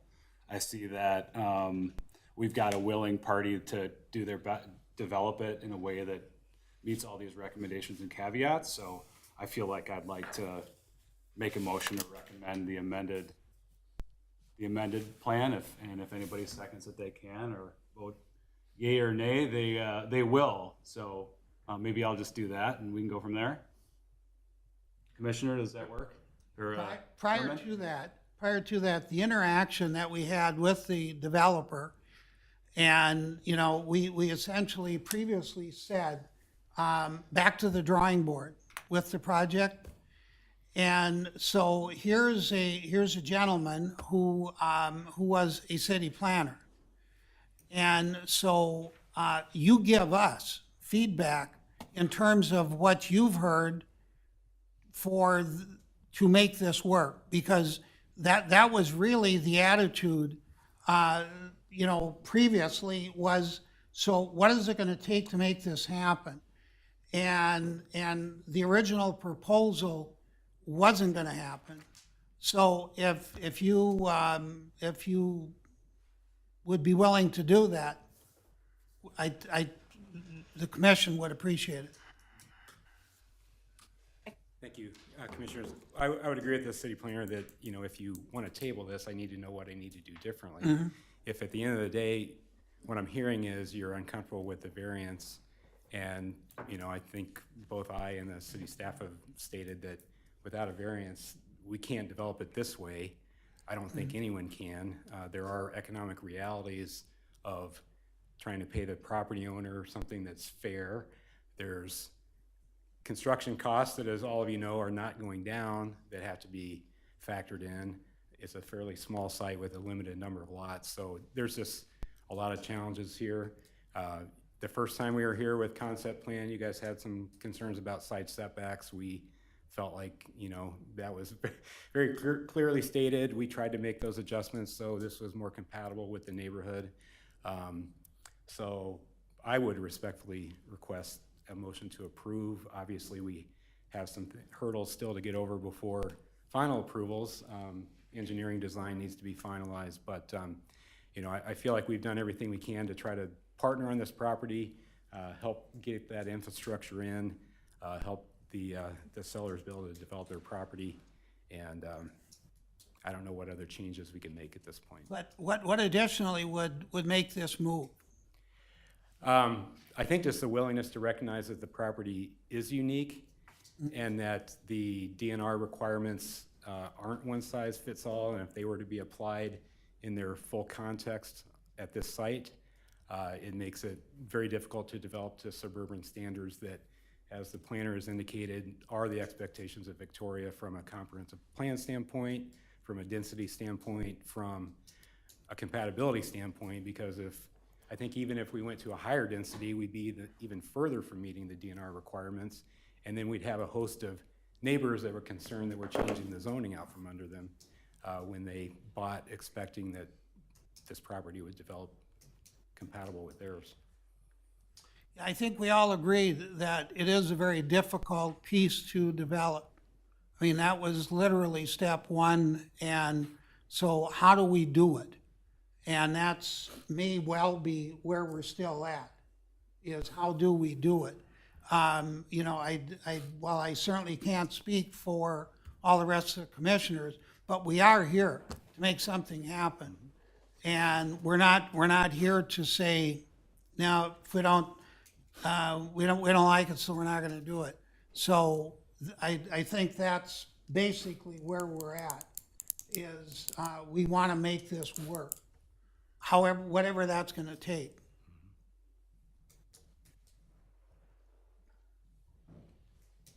So again, I believe we have a motion, correct? do we have a motion? You want to bring up the, The staff recommendation. Yeah, so the sample motion is on the screen now. so I'll make a motion to recommend approval of preliminary plat, PUD, and shoreline variance requested for Hunter's Glen to the city council with findings and conditions as presented and discussed tonight and amended tonight. And Commissioner, if I can clarify the additional conditions that you're recommending to the city council.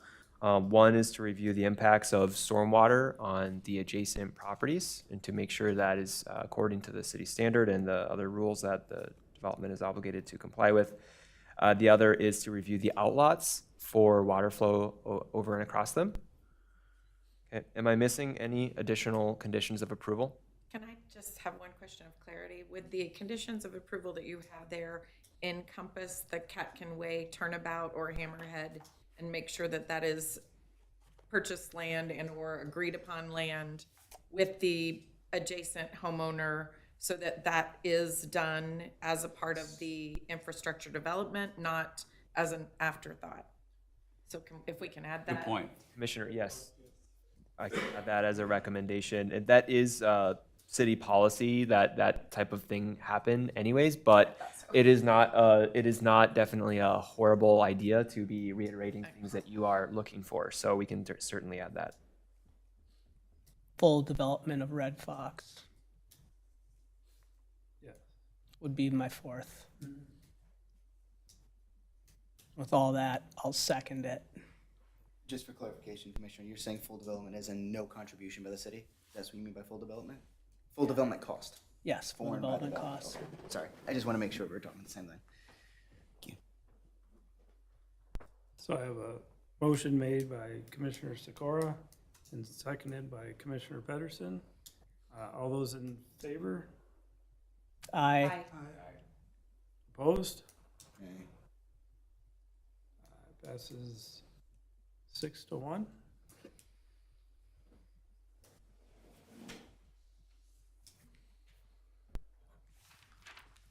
Thank you. Fun one. Our second item tonight is item 3.2. Zoning text and map amendment, creation of parks and open space zoning district and rezoning of Carver Park Reserve. This item does include a public hearing. Before opening the public hearing, I will now turn it over to planner Nathan First for a staff presentation. Hello, thank you again, Chair, members of the Planning Commission. Double header tonight from me. So this request for a zoning text and map amendment is actually has been initiated by a petition of Three Rivers Park District to annex the land that it remains in Laketown Township, comprising the Carver Park Reserve. So annexing the rest of Carver Park Reserve into the city of Victoria. The impetus for this request was Laketown Township experiencing a large increase in the call volume for emergency responses after the completion of a mountain biking course. And so that did increase the call volume to the area. And so Three Rivers, in partnership with the township and the city, has a petition to annex their land into the city of Victoria. Now, that does create some complications from a zoning standpoint, as the city will have land use control over the area within its city boundaries. And so as we add this parkland in, we have to consider what are the zoning ramifications for this. We have done that, and that is why we are in front of you this evening. So this request from a planning and zoning standpoint creates a need for two different things that are in front of the Planning Commission this evening. The first is a zoning text amendment. What we're proposing to you is to create a new zoning district. And so we're looking at proposing a parks and open space zoning district. This would create standards for public parks and private parks. The second is to amend the city's zoning map in the area comprising Carver Park Reserve to have that be zoned for that new district. So the land that is remaining in Laketown Township is shown on the screen here. This is somewhere in the neighborhood of 4 square miles.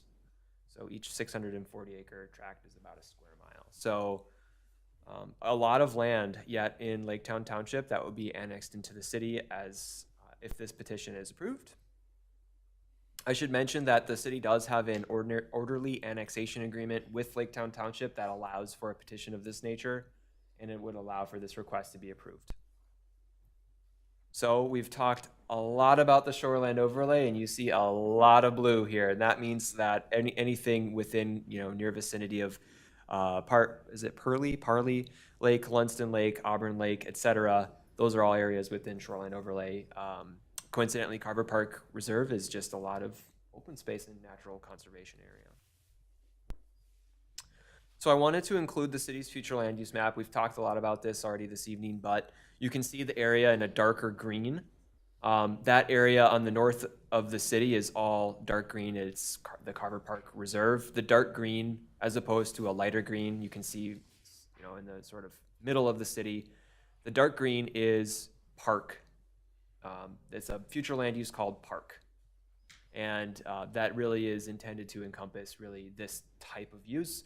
And so the city creating a zoning district and rezoning this Carver Park Reserve would actually be in conformance with the city's adopted comp plan. A little bit about annexation and zoning and why we arrived at this proposal. Agriculture, which is, if I go back, the light green future land use.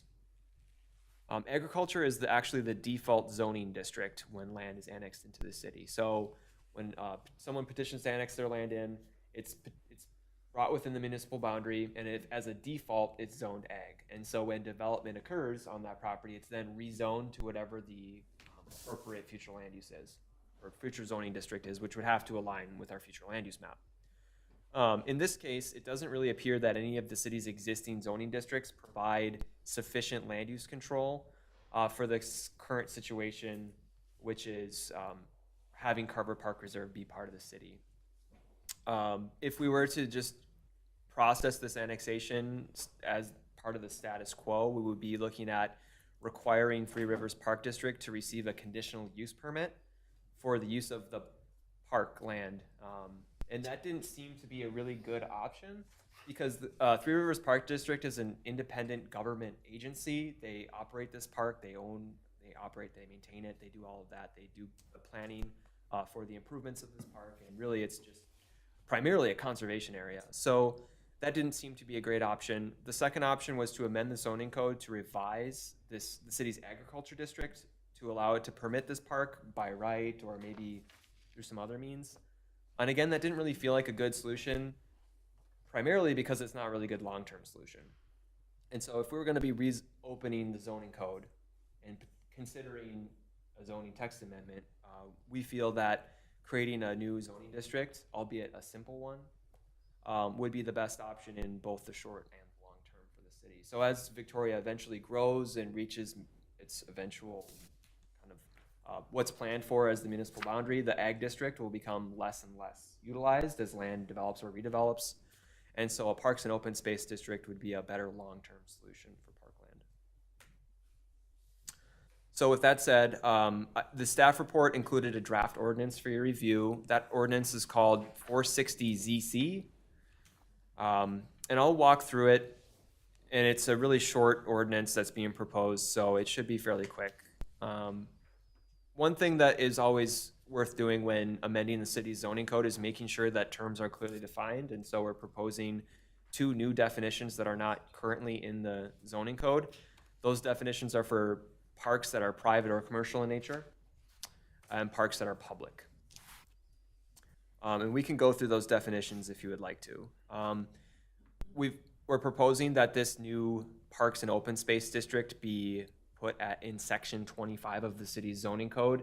This is sort of an administrative note, I suppose, to you, but that is currently a section that's just called reserved, so we're not really taking up space from another zoning district.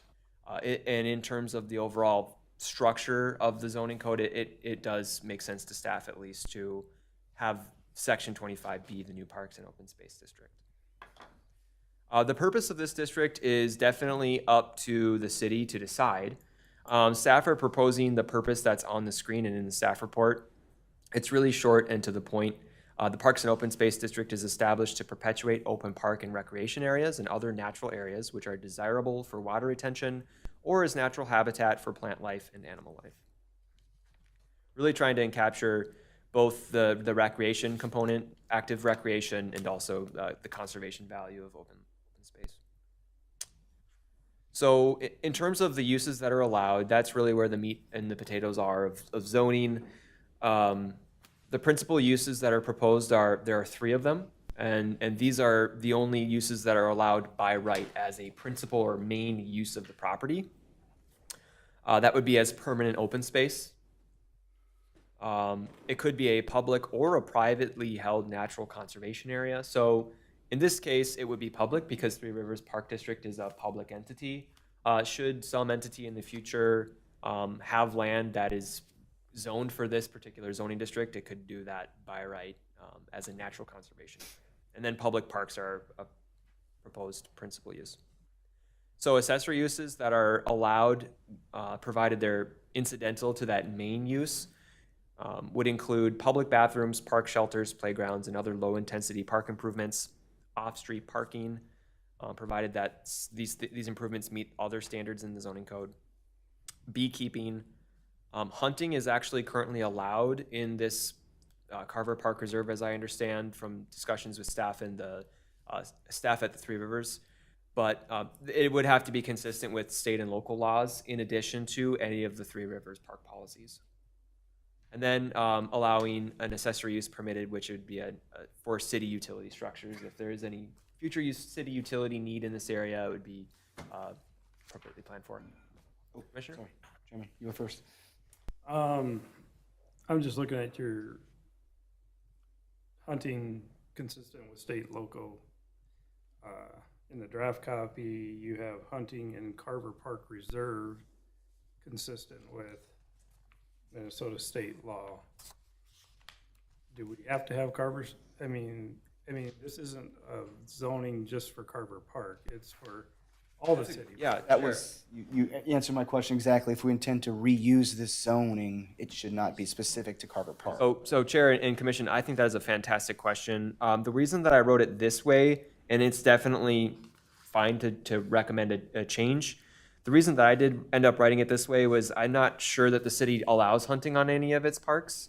And so therefore, narrowly defining it as Carver Park Reserve would limit hunting just to the Three Rivers area. Haven't you noted that we don't use this zoning anywhere else yet? It's new, so how do we know that any future overlay of this won't allow hunting? Right, that's somewhere Yeah. else in Lake Township. Or south in the ag area?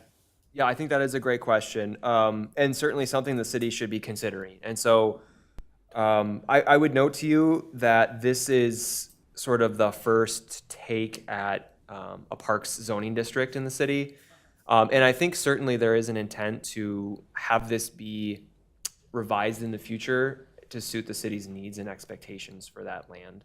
I don't think that it's necessarily a bad idea to change it right now to allow hunting wherever it meets the local policy. And state laws and, yeah, other government policies.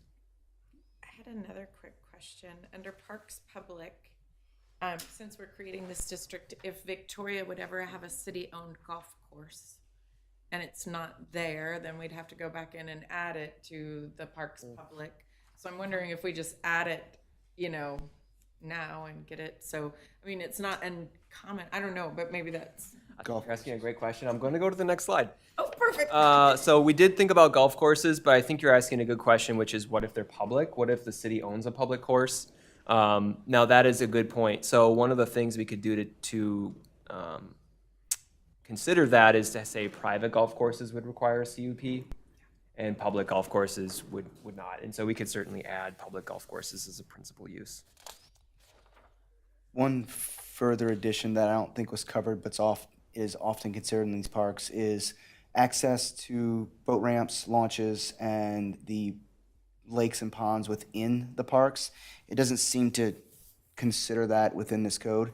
If this were to overlay over an existing body of water that did not allow currently for a boat ramp, would that be something that would be prohibited if we were to pass this, but maybe want to utilize that for recreation? If we can, because I know some of the, based on the lakes in map, there some of the lakes in there have boat public. ramps. I know, yeah. So Public should we add thoughts to the use of the water bodies? And beaches. Yeah, so I think that's a good question. I think as the Planning Commission may know, the water bodies themselves are regulated by the Minnesota DNR. Now, the land that goes up to the ordinary high water level is regulated by the city.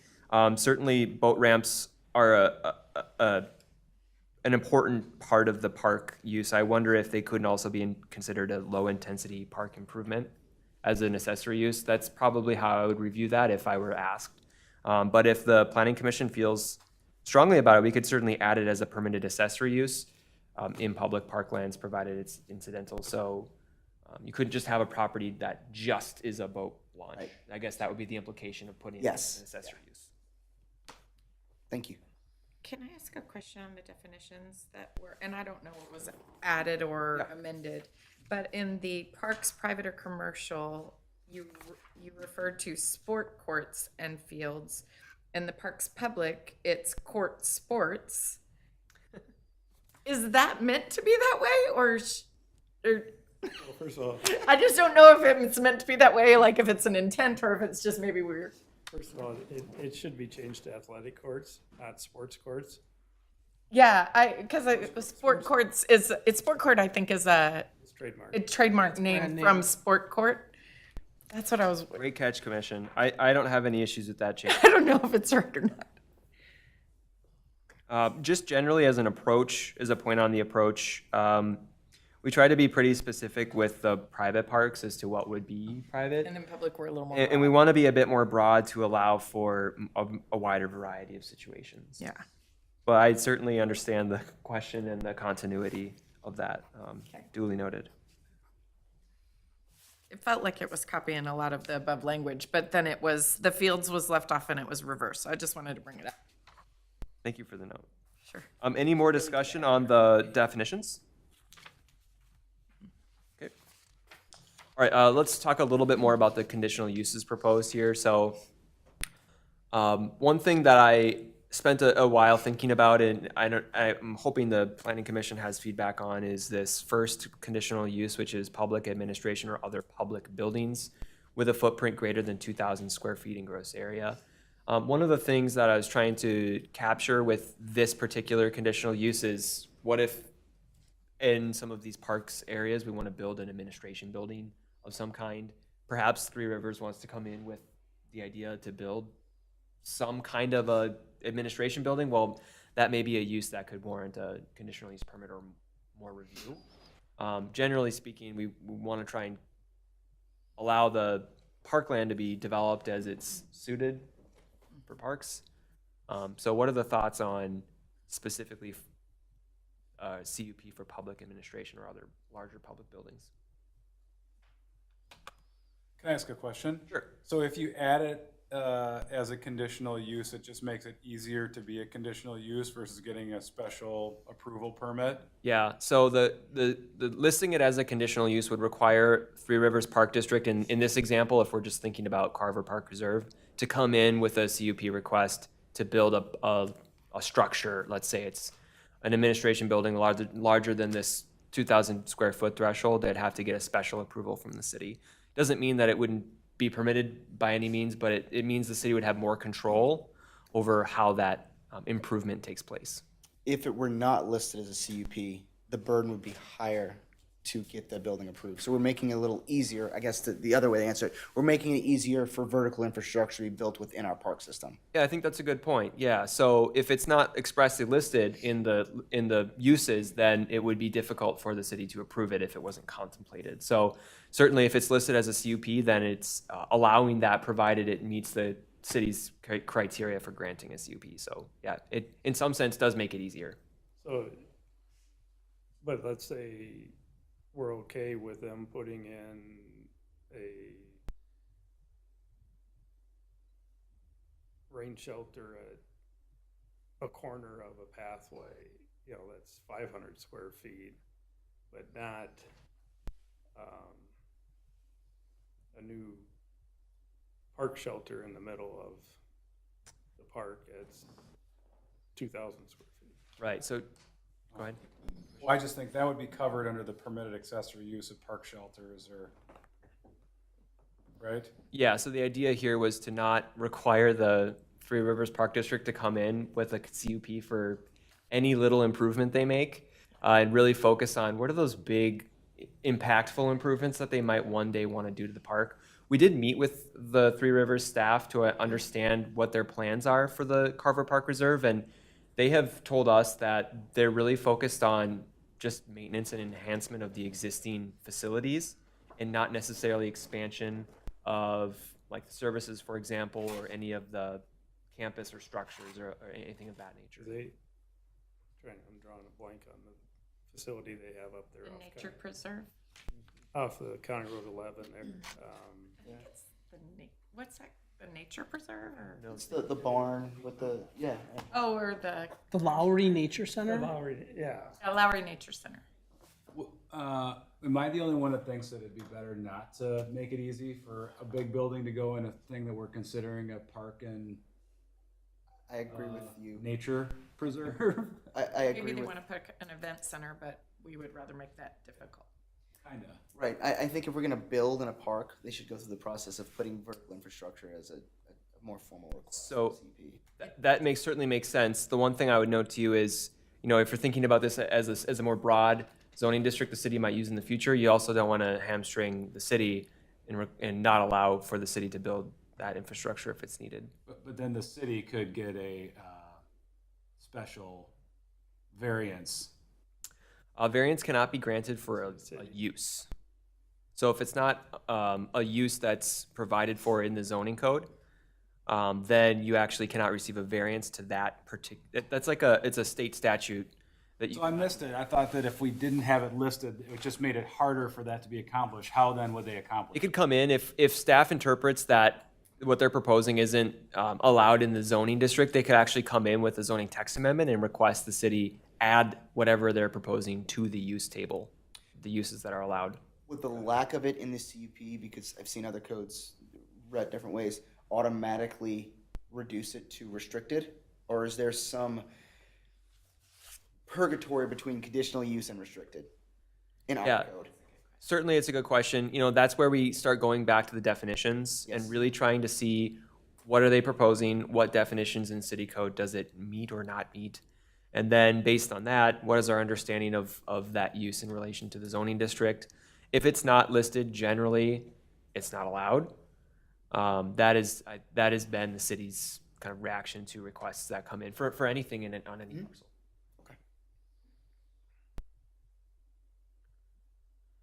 So that was one thing, and maybe still be a discussion point. I'll move on to the others. So private parks, those are something that if ever a private park does get proposed, I think the city would probably want some control over that use, have done that as a CUP.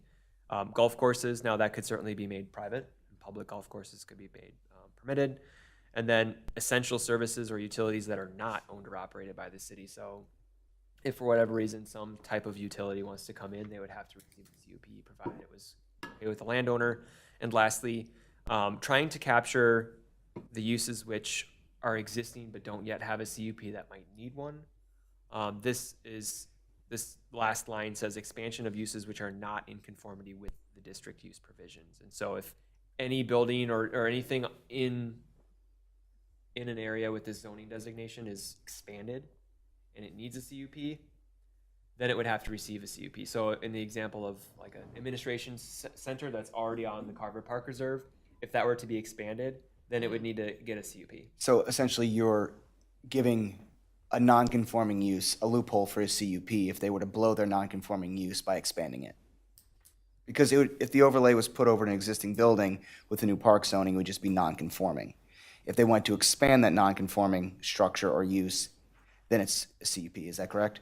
Yeah, and so this might need some more work, I suppose, but really what the intent here was from staff is to say, okay, we realize that creating a new zoning district, we're gonna have some bumps with some of the existing uses. You're going to rent some non-conforming uses Yeah, exactly. in that district when you overlay it. Right, and so when we do that, we don't wanna prohibit those things from necessarily being expanded if it makes sense. And so therefore could approve that through a CUP. This is something that was in another zoning code that I reviewed that I thought made some sense in terms of the actual idea. Perhaps we could more narrowly define what circumstances. Could it just be an expansion of pre-existing and uses, just so it's a little more direct and no one Yeah. can try and interpret that to say expansion of any use which is not in the area? Yeah, and I think we would also want to add the date as to when this ordinance is. Oh, I mean, I think the non-conforming section of our code would cover it, but I think that's important too, yeah. Any other thoughts on conditional uses before we move on? One, I guess I had one question kind of along the same lines. I get we'll go back to number one, the CUP. I'd understand why the number one CUP. Public building, I would see why we'd want to allow it easier to provide a vertical structure within a park for the public, but why public administration? Why would we want the city to be allowed to throw up a office building? So the idea here was just to try and you know, try and think of both the city and Carver Park Reserve as sort of different. There might be some different circumstances in which you might want a public building. I said, or other public building, because it's possible that, you know, on public properties, there's a tendency to co-locate some of those public services. So there could be a situation that could arise in the future where you might want a public works structure, maybe. That might make sense within the context of the park, or something else. Does it need to say administration, or could it just say public building with footprint greater than You could, 2,000? yeah, you could easily. Because I think you could That's what I was simplify getting the at. code, Yeah, just is what public you were. building. Yeah. Absolutely. Okay, so I'm gonna move on to the next one. Yes. Design and performance standards. So this is different than the rest of the zoning districts in the city. In all the rest of them, you're gonna find setbacks, you're gonna find impervious surface or lot coverage. Being that the zoning districts, this zoning district would be over primarily public property, and it would allow only really public type uses. We want to acknowledge the design and performance standards, but also grant flexibility to the parks in this zoning district and allow for flexible design. So staff are proposing really what you see on the screen here as far as the design and performance standards, noting that setbacks, lot coverage, building height, and other site or building design elements would have to be complementary to neighboring land uses. So this is granting some flexibility, but again, the uses that are in this zoning district are really primarily a public use. So that is what is being proposed in this draft ordinance. What would be a complementary neighboring land use of, like, that's what I'm just like trying to think, if we get down to it and they're wanting to do something, what are we looking at? Because there's not a lot there. Yeah, so you think about how to be complementary to surrounding development. It's Into nature?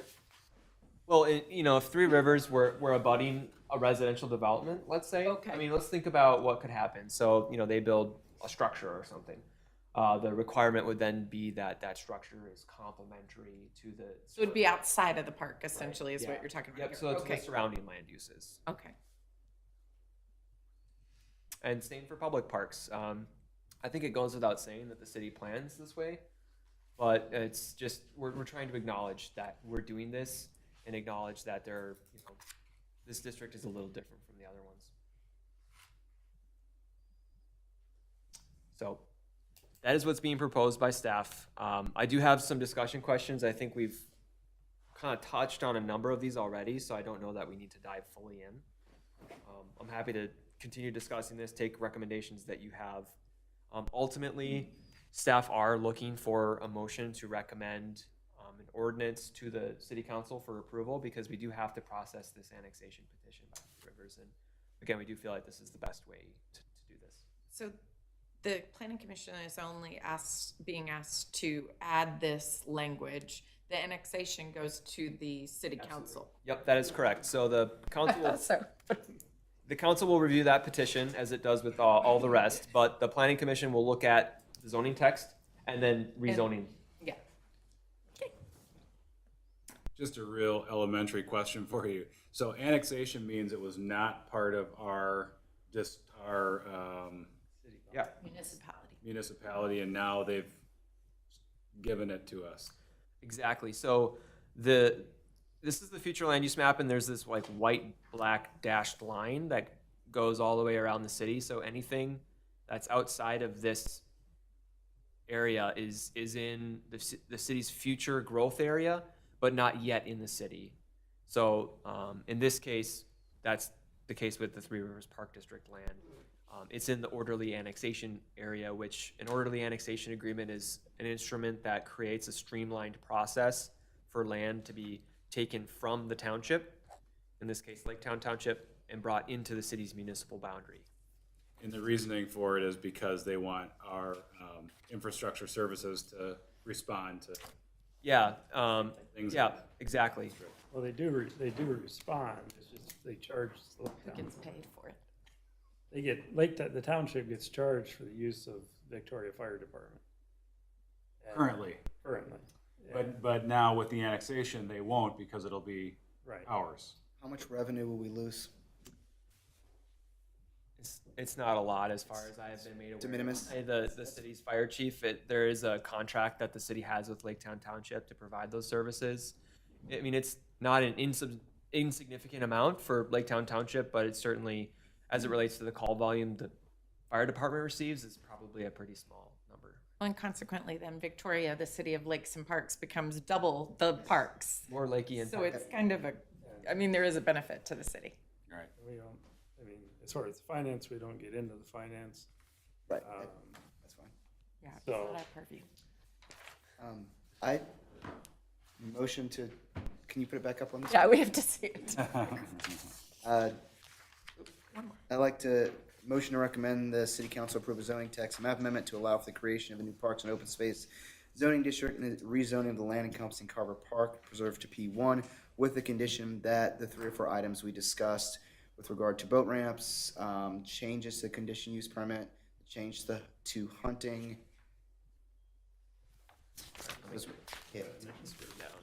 Be added before presentation to the council. I will second that motion. I have a motion and a second. All those in favor? Aye. Opposed? Motion carries. Thank you.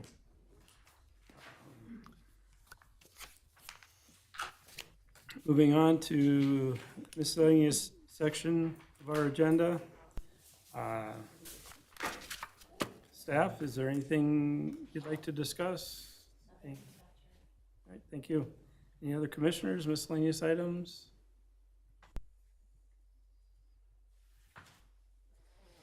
Hearing none, I would like to make a motion to adjourn. Motion seconded. All those in favor? Aye. Aye. Opposed? Motion carries. We are adjourned. Thank you.